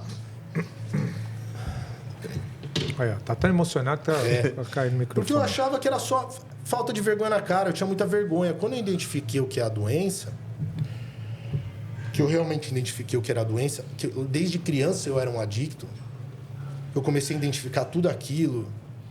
Peraí. É igual o Tony Stark. Quando eu entendi o que era a doença, comecei a identificar, eu chorava de emoção, eu queria estudar. Aí eu falei, depois de um mês, como eu me registrei num curso EAD de terapeuta para estudar as psicoterapias, tudo alinhado ali, eu comecei a entender, e aí eu comecei a me encantar sobre o assunto. E aí eu comecei a me identificar, eu comecei a aprender muita coisa, cara, com as pessoas lá dentro. Começou a libertar. E eu aprendi uma coisa muito interessante, que fica de sinal aí para você que está me escutando em casa, sobre a progressão da doença. A gente tem uma ideia errada que o viciado é só aquele cara que usa todos os dias ou que bebe todos os dias. E você fala, não, só uso de final de semana, tá tranquilo, eu não uso todo dia. Só que usa com força de final de semana. Usa como não se houvesse amanhã. O adicto, cara, o degrau, a doença começa a avançar justamente quando você começa a virar escravo da doença, independente se é todo dia ou não. Ou seja, você não consegue ir para um evento mais sem beber, você não consegue ver os seus amigos mais sem beber, você não vai para uma festa sem beber. Eu era um desses, se for me chamar para tomar uma, nem chama. Você nem tem mais, você não vê alegria em outras Não vê alegria, coisas, você tá com a sua filha, você compra um pula-pula para pular com ela, você tem que estar cheirado para ter energia.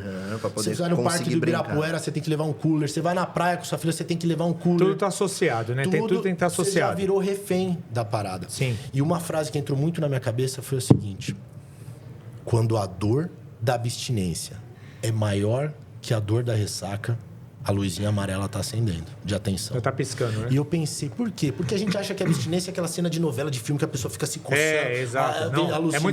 É muito mais além. Não, a abstinência, ela vem numa irritabilidade, numa tristeza profunda, num mau humor, numa vontade extrema de usar. E quando essa vontade extrema de usar é mais forte do que a ressaca, começa a ficar sério.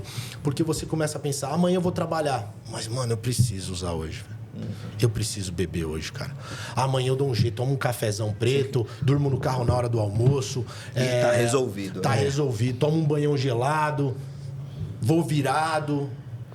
Então, assim, quando você começa a ver que a sua abstinência ela é mais dolorosa que a sua ressaca, você começa a ficar com isso. Sabe que hoje eu me considero... cada vez mais eu tô aperfeiçoando isso, né? Em mim, eu sou um caça-talento, né? Por quê? Eu sou um caça-talento agora dentro da academia. Quanto tempo você frequenta a Peralta? Eu frequentei desde 2011, mas sério agora, 1 ano e meio. 1 ano e meio, 1 ano e meio. Aí eu vou falar em relação ao Gui, né? Quando falando em talento. Já dando um salto aqui no nosso assunto. Né? Ô, Fábio, como é que tá aí? Estamos em 1h10 já. Beleza. Vai avisando a gente, Fábio. Tá bom. Eu gosto de fazer isso, né? Colocar o cara que tá cuidando de tudo pra deixar a gente inteirado, né?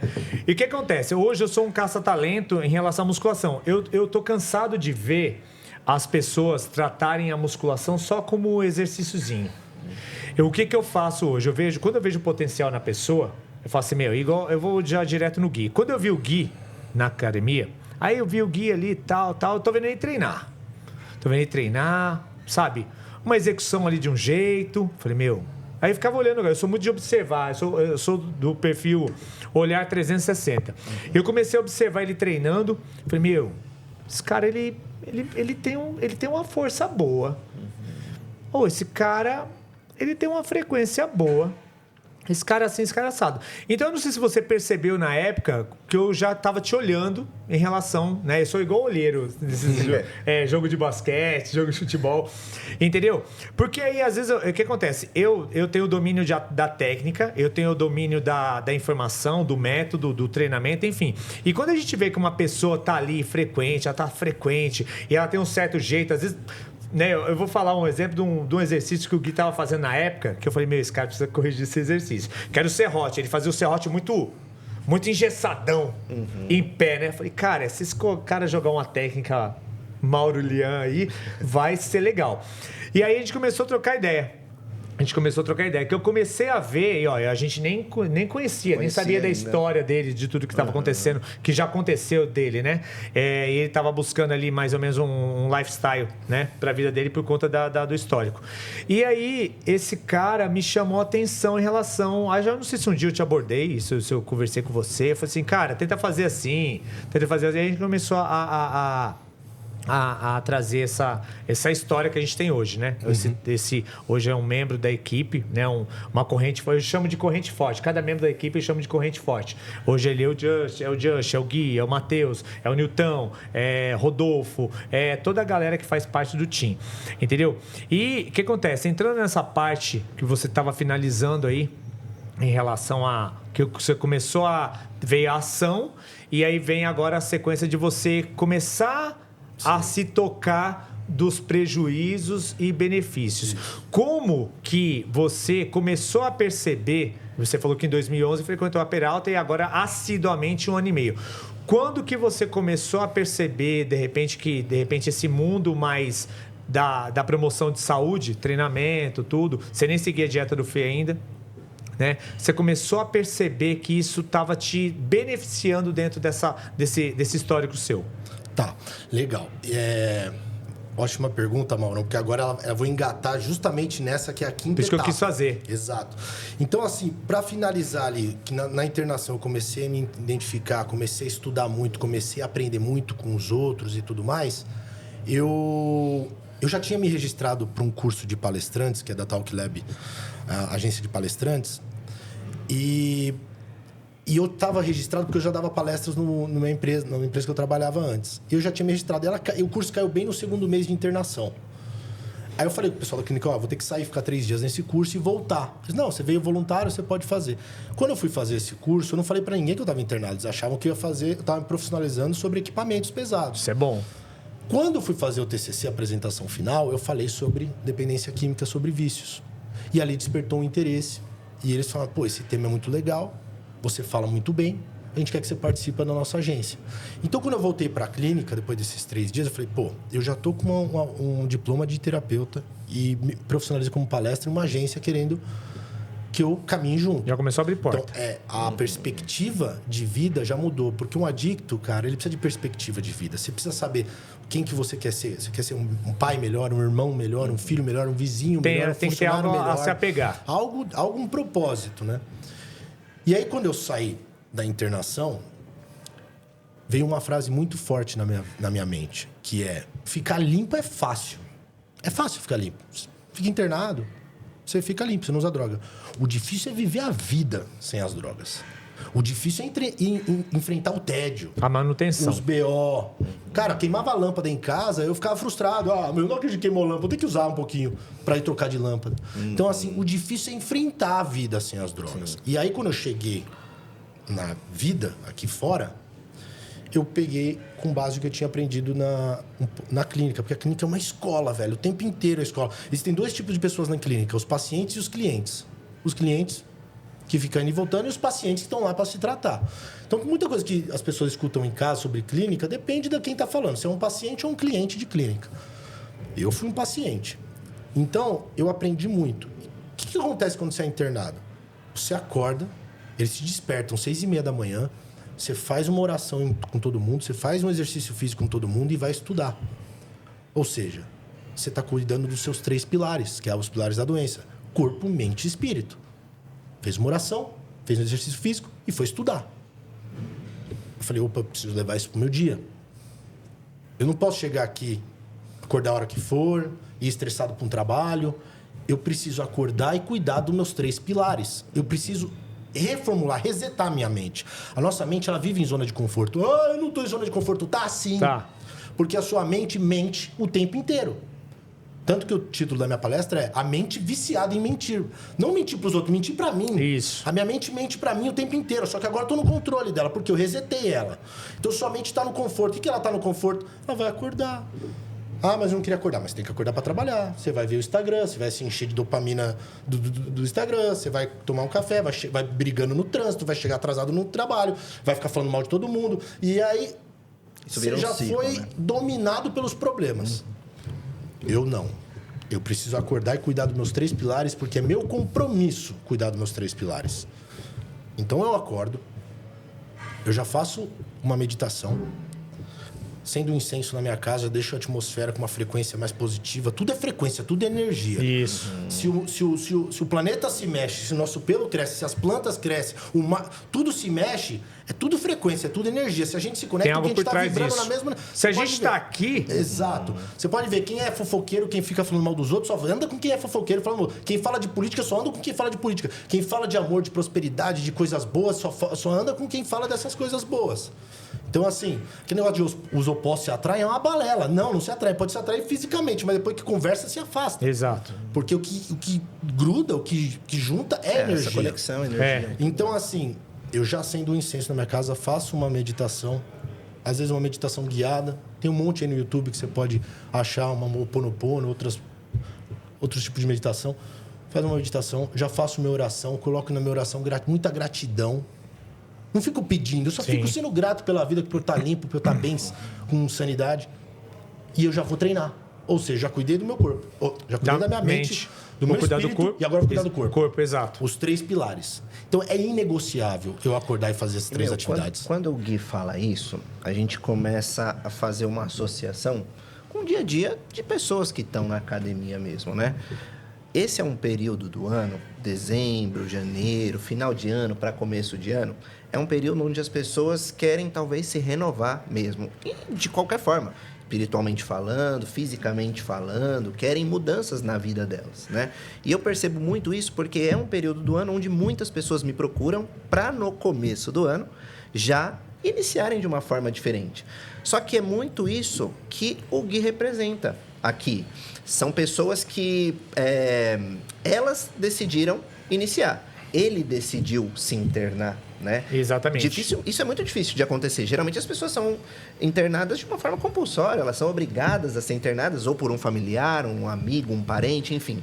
E aí, nesse momento, que a gente percebe que as pessoas elas começam a realmente se tocar de que essa mudança começou de fato, né? Então, e quando a pessoa ela percebe isso, ela toma essa atitude de mudar de verdade, os resultados tendem a ser muito mais sólidos e muito mais consistentes, porque ela precisa entender que isso é a longo prazo, né, Gui? Sim. Da mesma forma que a gente entendeu aqui com você que a doença não tem cura, a gente pode dizer que a obesidade também não tem cura. Sim. É uma coisa que a pessoa ela pode sair de um grau de obesidade, só que a qualquer momento, se ela não cuidar, ela pode voltar. É a famosa manutenção. Da mesma forma que acontece o seguinte, assim, as pessoas elas fazem uma cirurgia bariátrica, por exemplo, mas elas podem voltar a engordar novamente se ela não cuidar da alimentação, se ela não cuidar ali da saúde, do treinamento. Então, é muito comum disso acontecer, mas também cabe muito a gente como profissional explicar para essa pessoa. Acredito que os médicos devem ter batido muito forte nessa tecla lá com você. Sim. Olha, agora você tem que cuidar porque aqui foi só o início. E é da mesma forma que acontece comigo. Eu falo, aqui a gente está dando um start. A consulta, ela não termina quando acaba. Você vai perceber que é no dia a dia que de fato você vai começar a ter resultado e que você vai ver as mudanças. Mas você tem que fazer, porque se você não fizer nada, vai acontecer, né? Perfeito, cara, perfeito. Eu falo assim, não adianta nada, às vezes, você amarrar uma pessoa e internar ela, se ela não quer. Às vezes, você está fazendo isso para salvar a vida dela, que ela está em risco na rua. Mas eu, quando, por exemplo, às vezes vem pessoas perguntar sobre a minha terapia, quanto que custa, como que funciona, eu falo, cara, primeiro eu quero 1 hora conversando, 2 horas conversando com a pessoa. Eu quero ver no olho dela se ela realmente quer.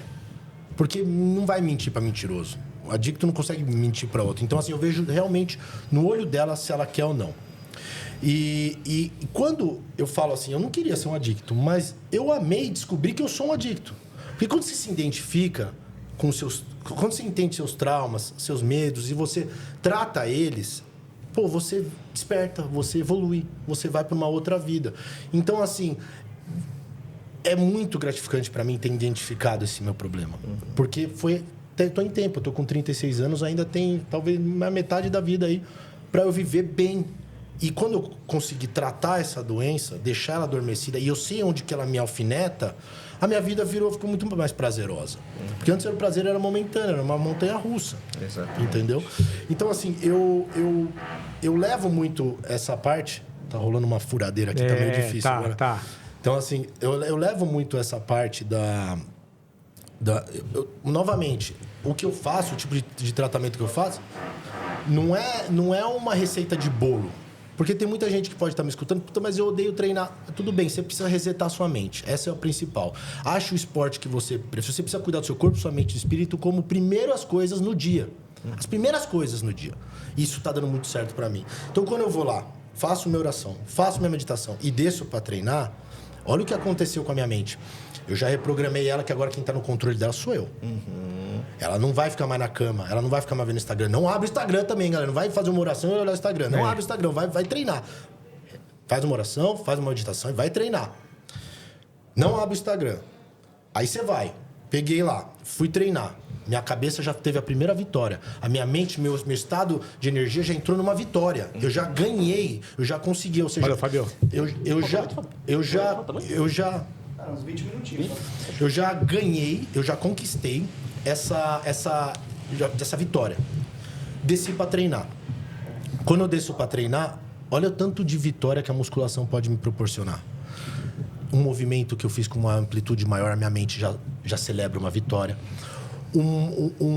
5 quilos, 10 quilos a mais que eu coloco num aparelho, minha mente já celebra uma vitória. Um grito do personal de longe falando pra você, melhora essa cadência, Gui. Perfeitamente. Essa parte do ter um personal trainer, às vezes o cara fala, não tenho dinheiro, faz uma consultoria. Mauro Lian aqui faz uma consultoria, ele monta o seu treino, ele te manda no aplicativo, você tem essa interação, ele te motiva, você sai daquela sua zona de conforto, ele te motiva. Então, quando assim... quando eu vou... Olha o tanto de coisa. Cada bom dia que eu dou na academia. Na academia. Você acha que eu tô querendo ou não, desejando um bom dia para a pessoa, mas eu tô desejando primeiro para mim o bom dia. Exatamente. Quando eu falo. Aquilo transforma o meu dia. Outra coisa, que o adicto em recuperação tá na rua, ele sai da clínica, tá precisando de ajuda. Quem que você vai encontrar na academia? Pessoas que não usam droga. Pessoas que cuidam do corpo. Ou seja, então, por exemplo, você tá na academia, você chega lá na academia às 6 horas da manhã, não tem um cachaceiro lá. Não. Você já começa a ter novas amizades. Porque aí você tem que sair daquelas suas amizades antigas, novas amizades. Então você começa novos relacionamentos, você começa a andar com pessoas aqui, nós três aqui. Você começa a andar com pessoas que cuidam do corpo, que têm outra mentalidade, que vão no Parque do Ibirapuera fazer um cardio 7 horas da manhã, fazer um yoga. Exatamente. Você sai daquele mundo 7 horas da manhã, tá sempre virado. É um ambiente que você começa a se movimentar. Eu tenho a dizer que nada acontece à toa, né? O fato de você hoje fazer parte do meu time, né, da consultoria Fitness Maulian, porque eu acho que você já percebeu que eu tento trazer uma conexão de todos. De todos. Sim. Pode ver que eu tenho um ritual na academia.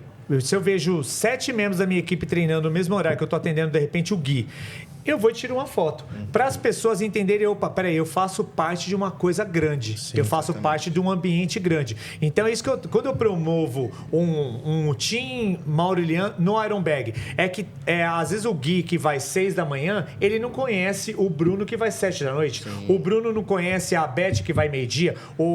A Beth não conhece a Daniela que vai às 8 da manhã. Então, quando eu promovo isso, é uma conexão que as pessoas saem. Tipo assim, quando vem aqui para um Ironbag, Team Maulian no Ironbag, a pessoa fala assim, caraca, eu não sabia que era uma proporção tão grande. Sim. E aí, o Gui conhece todos conhecem o Gui, e o mais legal, ninguém sabe da sua história. Ninguém sabia até semana retrasada da sua história, da postagem que você fez. Ninguém sabe o que você passou. Todo mundo vê hoje o Gui musculoso, que faz consultoria comigo, sim, segue a dieta do Fê e fala assim, esse cara, ele vai, de repente ele bola, de repente ele segue uma dieta, ele segue um treinamento específico, mas ninguém sabe o que o Gui já fez, já passou lá atrás, para chegar hoje, né, nessa demonstração de superação, de incentivo que a gente está aqui para incentivar outras pessoas diante do treinamento, diante da alimentação, diante da resiliência e do propósito de vida de querer melhorar cada vez mais. Não só como pessoa, não só como físico, não só como saudável alimentação, mas também como diante de alguma questão que já passou. E a importância, você estava falando da musculação. Exatamente o que você falou. A sua motivação, a sua participação, ela é muito importante nessa minha jornada. Mas muito mesmo, por isso que a gente está junto. E aí tem todas essas vitórias que você mostra para o seu cérebro que você está conquistando. Seja do peso, de uma amplitude, de uma carga, de você estar indo treinar. Tem a parte dos relacionamentos, você começa a se relacionar com pessoas novas, de você dar bom dia para todo mundo, sim, você receber um bom dia, você ficando mais animado com a frequência lá em cima. E tem a parte também da autoestima. Porque quando você tira a droga, você se acha feio, você não tem coragem de chegar numa garota ou num garoto, você não tem coragem de mais nada. Ele te traz toda essa autoestima de volta. E lembra que a gente falou dos 2 sintomas, da obsessão e da compulsão. O que a sua obsessão agora é? Cara, cuidar de mim, velho. A minha obsessão agora é cuidar do meu corpo, mente e espírito. Que é uma obsessão muito boa. Aí entra a parte da nutrição. Olha a importância da nutrição. Principalmente para a compulsão, que é um problema da adicção. A compulsão é primeira dose ou primeira comida porcaria, você não consegue parar. Pegou um amendoim, não consegue parar. Pegou um chocolatinho, não consegue parar. Vem a parte da nutrição, que aí eu até falo pro pessoal que tá em casa aí. Ah, mas eu não tenho dinheiro para nutricionista, eu não tenho dinheiro para personal, mas para enfiar o nariz onde não era chamado, tem. Mas para encher a cara num boteco, tem. Para pagar R$200 em cerveja, tem. Exato. Então, assim, aí vem a parte da nutrição. Chega um nutricionista, traz uma alimentação que eu tenho que pesar, eu tenho a hora e as quantidades tudo certinho. Ou seja, segura a minha compulsão. Eu não posso comer desenfreadamente. É uma regra, né? É uma regra. Isso tem que ser uma regra. Tem amigo meu que fala, mano, você tá mó nóia. Eu sou um nóia, velho. Deixa eu ser nóia agora pro bem. Pro bem, Cuidar da minha alimentação e do meu corpo. Então, assim, quando vem o trabalho do Felipe Gomes, um baita nutricionista, que chega e fala, olha, até aqui, você vai comer nesse horário, você vai comer esse peso. Você começa... Então, eu controlei minha obsessão. Agora, minha obsessão é para cuidar do corpo, mente e espírito. E eu controlei minha compulsão na parte alimentar. Sim. Porque eu tenho horário para comer, tem tudo certinho. Então, minha mente, o que minha mente tá falando para mim? Não adianta mais mentir para ele. Sim. Ele tá no controle. Ele vai comer a hora que tem que comer. E você sabe que isso, Gui, que você faz hoje, de pesar comida, de treinar certinho, de manter regra nos seus horários, motiva as pessoas, mesmo sem que essas pessoas digam que você está motivando. Às vezes as pessoas, que nem você falou, acordam lá logo cedo, abrem o Instagram e vê que você já está treinando, ou que você já treinou, já fez um cardio, já fez a primeira refeição ali. Perfeito. As pessoas, elas realmente se sentem motivadas só de ver isso e falam, caramba, se ele consegue, principalmente as pessoas que sabem da sua história, olha por tudo que você já passou e você está superando isso, isso é um motivo de motivação. Sim. Realmente para as pessoas. Para que elas realmente busquem o melhor delas ali. Cada um, obviamente, na sua condição. Ninguém vai ser igual o Gui, ninguém vai ter o corpo que o Gui tem, né? Cada um ali na sua, como eu falei, condição. Porém, as pessoas, elas precisam saber que elas têm condição de fato, conseguirem também. Nada é impossível, né? Como eu falei aqui, muitas pessoas procuram um acompanhamento nesse período para já começar o ano de uma forma diferente. Sim. Talvez ela não gostou de como foi esse ano para ela, mas ano que vem ela quer fazer diferente. E ela vai conseguir. Só que essas pessoas, elas precisam primeiro se dar a chance. Experimentar. Experimente, veja como é. Você já sabe... Você já ouviu falar, na verdade, que não é possível, que é difícil, que você não vai conseguir. Mas você tentou? Você tentou, de fato? Você se deu a primeira chance de tentar? Muita gente fala assim, eu não gosto de pesar a comida. Aí eu falo, tá bom, você coloca a sua comida no prato, certo? E o seu prato você põe numa mesa, numa bancada, no fogão. Você vai pesar da mesma forma, você só vai colocar o seu prato em cima de uma balança. Não vai mudar absolutamente nada, não vai te tomar mais tempo. As pessoas têm um preconceito das coisas, né? Não querem fazer sem nem antes terem tentado. Elas querem estar no controle de tudo, né? E assim, quem está no controle não é nem essa pessoa, é a mente dela mentindo para ela o tempo inteiro. E olha, foi uma conversa que nós tivemos na nossa primeira consulta sobre a refeição livre, né? Como o acompanhamento de nutricionista ele é interessante, porque não é uma receita de bolo. Cada um tem um é igual ao personal. Cada um tem uma linha personalizada. Exato. Então, por exemplo, a gente na primeira consulta, Guilherme, o que você quer de refeição livre? Ou como é que você... Eu falei, eu não posso ter refeição livre. Você falou, como assim? Foi porque é o seguinte, eu sou um adicto. E hoje eu controlo minha compulsão e minha obsessão justamente com a alimentação e com o treino. E eu teve um tempo atrás que eu ganhei uma barrinha, não vou falar a marca aqui, uma barrinha 0 de doce de leite. E eu comi ela. Minha cabeça fez assim, de emoção. Nossa, eu quero mais 10. Eu quero mais 15. Então eu aprendi ali que para eu estar no controle da minha mente, eu não posso ter refeição livre. Porque se eu quiser... Lembra que eu não conseguia tomar uma cerveja? Eu não posso comer um hambúrguer, eu não posso comer um pedaço de pizza. Eu vou querer a pizza inteira. Você vai querer tudo, né? Se eu comer uma barrinha de doce de leite, eu vou querer 15 barrinhas de doce de leite. Então eu cheguei para ele e falei, quem tá no controle da porra toda sou eu. Isso. E eu não vou querer refeição livre. Lógico, tem um aniversário da minha mãe, ela vai num japa, tal, esse dia a gente programa o evento. Mas... essa refeição livre eu não quero, porque eu não quero refeição livre. Hoje a alimentação é base de terapia para mim. Exatamente. Além de trazer uma estética bonita. Sim. E saúde. Uma coisa que você está se sentindo agradável, né? Exato. Acho que nós já estamos nos encaminhando para o final. Né? Vamos... Quer falar do... Não, eu ia falar sobre essa questão do propósito, né? Eu estava conversando com uma aluna esses dias e ela falou... Ela vem no histórico comigo, né? Você Gui conhece, não vou citar nome, mas falando assim, vocês de repente vão saber quem é. Ela estava conversando uma época comigo e ela falou assim, nossa, Mauro, putz, eu não consigo... Putz, tá fogo, eu tô bonita agora. Ela estava acima do peso... Tava gordinha, sabe? Autoestima lá embaixo. E aí ela veio melhorando durante o processo, né, de treinamento, tudo que a gente vem conduzindo aí durante 1 ano e meio. E ela mudou o corpo dela extremo. Aí um dia ela falou pra mim, assim, no momento de treinar, ela falou assim, nossa, Mauro, putz, eu tô me sentindo mais bonita, só que é o seguinte, agora não aparece ninguém pra mim, né? Não aparece ninguém.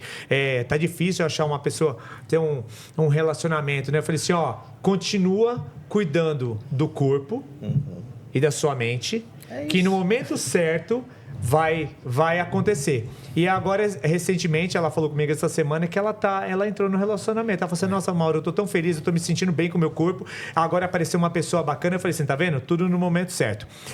Pra gente finalizar, antes da gente finalizar logo aqui, É uma pergunta que eu tenho, Gui. Eu acho que muita gente vai tá curiosa para saber também. O que acontece? Hoje você tá um cara limpo. Sim. Certo. É importante a gente falar que tanto o Gui passa comigo em consultoria de treinamento, passa com o Fê numa consultoria de condução alimentar e você também passa com o médico. Sim. Hoje você tem alguma estratégia hormonal que você utiliza para a performance do treino? A gente já sabe, né? Mas é bom a gente ressaltar. Hoje você utiliza alguma estratégia de recurso em relação à evolução hormonal e se isso impacta no que já diante do histórico? Muito boa essa pergunta, porque além do acompanhamento que eu tenho com você, personal, com o Felipe, nutricionista, eu tenho acompanhamento do endocrinologista, Dr. João Aguiar. Ele fica ali na Brasleme, Zona Norte de São Paulo, um excelente médico, renomado, tem muita experiência e é muito importante você ter esse acompanhamento médico também, justamente para a questão dos exames e aquela é um tratamento personalizado, né? Não é que você vai no médico e tem uma receitinha de bolo de remédios e de hormônios que ele vai te dar. Ou passa, doutor, passa para mim tal coisa aí. Não tem lá. O doutor João, ele faz um tratamento igual a vocês, personalizado. Ele vai a fundo, ele vai entender, ele vai pegar seus exames, ele vai entender passo a passo o que você está precisando, quem é você. Ele sabe, por exemplo, dos meus problemas com drogas, que eu tive lá, de compulsão. Então, a gente fez um período de tratamento personalizado para isso. Cada 3 meses eu faço os check-ups, os exames de sangue. Uma vez por ano eu faço o completão de ultrassom, eletrocardiograma, tudo para ele estar acompanhando essa evolução. Então, assim, aos poucos, a gente foi chegando hoje na terapia hormonal, que hoje eu tenho. Hoje eu tenho um protocolo de 1 Durateston por semana, 1 ml de Deca de 50 mg por semana e 40 mg de oxandrolona diária oral. Então, eu tenho esse protocolo, que é um protocolo seguro, que a gente entendeu que é seguro para mim, porque cada 3 meses fazendo essa rotina de exames, a gente sabe se a gente está tendo alguma alteração aqui, uma alteração abaixo. E o importante de saber também que antes de eu ter o acompanhamento com ele, eu tomei anabolizantes desenfreadamente e que a gente fala nos cantos de academia. Então, assim, erradamente, de uma maneira equivocada, eu mexi todo o meu eixo hormonal, né? Então, por exemplo, é muito interessante também, eu com 36 anos, já ter esse acompanhamento médico, justamente para a testosterona te dar esse vigor, essa coragem de viver. Que você imagina, eu venho de um período difícil de retirar das drogas, depressivo, você tá com atexto, quando eu saí da clínica, eu estava com atexto em 280. Nossa, jogando sinuca de cordinha. De cordinha e tanto a libido, a parte sexual, quanto a parte psicológica, totalmente danificada. Sim. Então, a parte da testosterona é muito importante nesse meu período, justamente para eu ter esse vigor, essa força, cara, de vida. Então, até mandar um abraço pro Dr. João Aguiar aí, que me acompanha, me ajuda muito e faz parte também dessa minha jornada aí de recuperação. Eu digo que esse trabalho multidisciplinar, ele é para todos. Para todos, mas a gente tem que entender que no modo específico diante de histórico, se isso hoje às vezes a pessoa tem aquela dúvida, mas o cara é um usuário de droga, é ex-alcoólatra e está usando alguma estratégia hormonal ou uma estratégia hormonal, né, até potente, e isso não vai potencializar também, às vezes, uma recaída diante do histórico que você já teve? Então, para vocês verem que é importante vocês diferenciarem isso, porque, igual ele falou, hoje ele tem um tratamento com um médico totalmente específico, um tratamento com um personal específico, um tratamento com um nutri específico.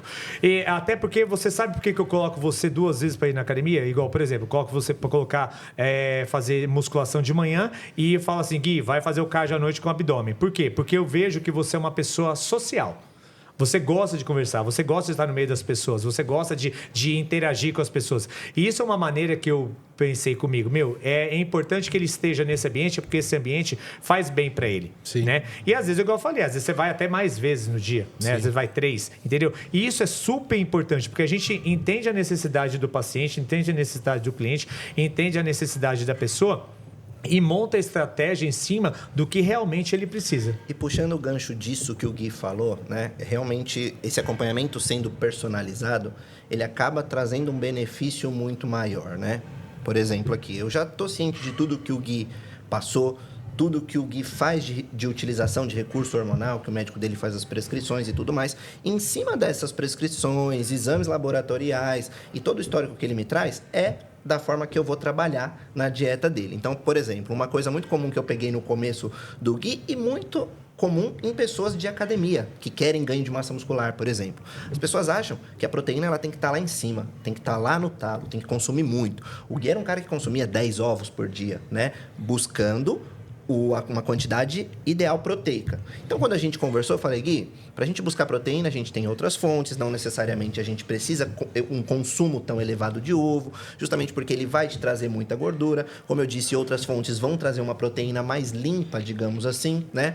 Então, a gente fez esse ajuste com a ideia justamente de ganho de massa muscular, baixar um pouquinho o percentual de gordura e tá aí, foi o que aconteceu. Teve um resultado excelente em 30 dias, baixou bastante o percentual de gordura, conseguiu elevar ali também a questão de massa muscular e baixando a quantidade proteica. Isso para você ver que a proteína para o ganho de massa muscular não é um macronutriente mais importante na grande maioria dos casos. Me surpreendeu muito, porque a quantidade de carbo que eu tô comendo e eu tô secando foram 4% de gordura em 30 dias. Olha, né? Só. E mantendo o volume muscular. Então, essa alteração da dieta e eu entrego, quando eu confio no profissional, eu me entrego, né? Eu falei, mano, o que você falar, eu vou fazer. E aí eu até falei, não tá alto esse carbo? Não, vamos lá, vamos fazer. Confiou e fez, né? E tá dando energia pro treino, também eu treino 3 horas por dia. Isso é legal falar, eu treino 2 horas de musculação, mais 40 minutos de cardio e abdômen à noite. É pesado. Então, assim, eu gasto muita caloria e eu tô muito satisfeito com esse campeonato. E tá entregando pra gente o que a gente quer. É isso aí. É isso. Mais algum adendo? Cara, só pra finalizar, que eu acho muito importante, a gente conseguiu aqui abordar vários temas muito interessantes, mas como eu falei, também tem a base, os 3 pilares, corpo, mente e espírito. A parte espiritual, que é muito interessante pro pessoal aí de casa, também cuidar, porque ela é a base, não adianta só cuidar do corpo e da mente, se não cuidar do lado espiritual, você vai recair. Ela é muito interessante, só que ela é individual. Então, assim, ela é muito aberta. A pessoa tem que se identificar, ela tem que ter fé. Eu não acredito que alguém consiga sair do mundo das drogas sem acreditar num poder maior. Sim. Sem acreditar em Deus, ou no Deus da compreensão da pessoa. Eu conheço pessoas que se consideram que são ateus e pararam de usar droga. E eu acho legal. Mas talvez aí não consiga tratar algumas coisas para ser realmente um espírito melhor, uma pessoa melhor. E isso eu não estou falando mal de quem faz isso, mas eu, por exemplo, me ajudou muito essa parte espiritual. Porque eu fui criado num berço muito católico, né? E também metade da minha família era católica e metade evangélica. E eu, de criança, observava algumas intrigas na hora de uma oração, de um rezo, de uma imagem. Eu sou de 88, aquela geração que a gente ligava o Fantástico, tinha pastor chutando imagem, sabe? Colocavam as religiões para brigar. E eu cresci nesse ambiente. Por que minha família... Por que no dia do Papai Noel traz presente, mas na hora da oração tem uns olhares e umas intrigas entre as duas famílias? E eu comecei a criar uma restrição interna sobre Deus. Porque eu achava que Deus é briga. As religiões só brigavam, a mídia só falava sobre briga e eu criei isso. Quando eu despertei espiritualmente, porque o despertar espiritual, na minha visão, é quando você consegue alinhar sua fé, seus pensamentos e suas atitudes. Tem muita gente que vai fazer a ação de caridade que eu faço ali na região da Cracolândia, com uma certa frequência. A pessoa tá trabalhando a fé, porque ela está numa roda de oração. Vamos lá fazer uma atitude social. Então, a fé tá trabalhando e a atitude é legal. Mas chega lá, a pessoa tá... Nossa, quanta gente fedida. Nossa, esses caras... Noia. Ou seja, os pensamentos da pessoa não estão alinhados com a fé e as atitudes. Então, o despertar espiritual, para mim, foi quando eu alinhei esses 3. Eu sou 24 horas do dia, minha fé, meus pensamentos e minhas atitudes alinhadas. Então, quando eu alinhei isso, que eu desprendi daquela figura que as religiões ficavam brigando, eu entendi uma coisa, cara. Que Deus... Ele é o destino. Ou seja, todo mundo vem para essa vida para encontrar Deus. E as religiões, cada uma tem um GPS na mão para seguir esse caminho. Só que tem religião que fica parando pra brigar que o GPS da outra é pior que a dela. Sim. O seu GPS tá errado. Enquanto é só ir, cara. É só ir. É só ir. Encontro dele. Deus quer que ame e respeite. Não quer que você julgue o GPS da outra. Então só se identifica e vai. E pra eu entender isso, cara, aí que entra o poder das medicinas da floresta. Que eu gosto de falar sobre isso, que me deu um chacoalhão e eu entendi sobre isso. O poder da ayahuasca. A ayahuasca chegou em mim, eu já frequentava alguns rituais de ayahuasca antes, mas eu não levava muito a sério. E quando eu comecei a levar a sério, a ayahuasca é tipo assim, ela chega pra você e fala, sobe aí na minha nave. Esquece GPS por enquanto, sobe na minha nave. Você confia em mim? Se você confia, eu vou te levar até ele. Só que assim, o caminho tem turbulência. Vai chacoalhar, você vai vomitar, você vai se cagar, você vai passar mal, você vai entender seus medos, seus traumas, suas crenças limitantes, seus julgamentos, seus preconceitos. Tudo aquela bolha que você viveu, você vai desconstruir nessa turbulência que dói, que é dolorosa, para quando chegar lá, a ayahuasca fala, tá aqui. Deus. Agora, siga o caminho que você quiser. Sim. Eu te mostrei. Agora você faça o que te sentir melhor.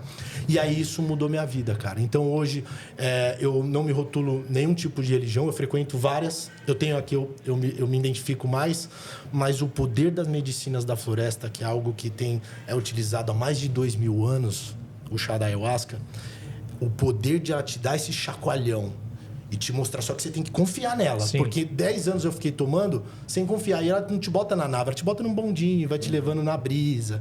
Agora, quando você confia e fala, tô preparado para encarar meus traumas, meus bichão, meus medos, meus preconceitos, meus julgamentos, ela te coloca na nave e te leva. Aí entra o livre-arbítrio. Né? Exatamente. Se você quer continuar seguindo ou se você... Aí, enfim, o que você deseja. Aí se quiser continuar fazendo merda, usando drogas, sendo preconceituoso... Aí é de cada um. Aí, azar Deus, você vai apanhar de novo no próximo encontro. Exato.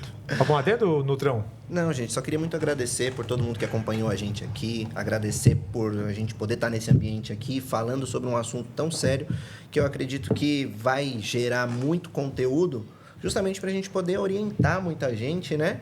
E porque muita gente deve estar perdida nisso. Exatamente. Aí, né? Espero que a gente consiga ajudar de alguma forma. É um assunto que realmente às vezes está aberto, mas às vezes muito fechado em questão de compreensão de aberto situação. E fechado ao mesmo tempo. Exatamente. Por conta de compreensão do que às vezes a pessoa vive igual o Gui já viveu. Entendeu? Exatamente. Então é um despertar de repente na mente de algumas pessoas em relação a se identificar, ver os pontos que a gente discutiu aqui, de tanto opa, peraí, existe uma solução para isso. E trabalhar dentro da situação de cada um para melhoria. Então, cara, você não quer deixar o Instagram? Vou deixar. Meu Instagram, @Felipe Gomes Nutricionista. Segue lá, manda mensagem, sempre respondo todo mundo no direct. Fica à disposição. Gui? Meu Instagram é Guilherme Manso, isso mesmo, Manso, contrário de bravo. Guilherme Manso é o meu nome. Lá você vai ter hoje conteúdos voltados tanto para a parte do fitness, para a parte da dependência química, do alcoolismo, como eu cuido do meu corpo, da minha mente, do meu espírito.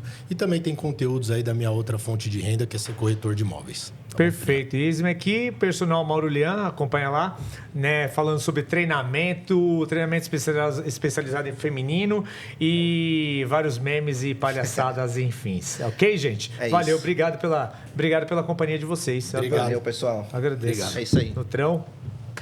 Gui. Valeu, obrigado.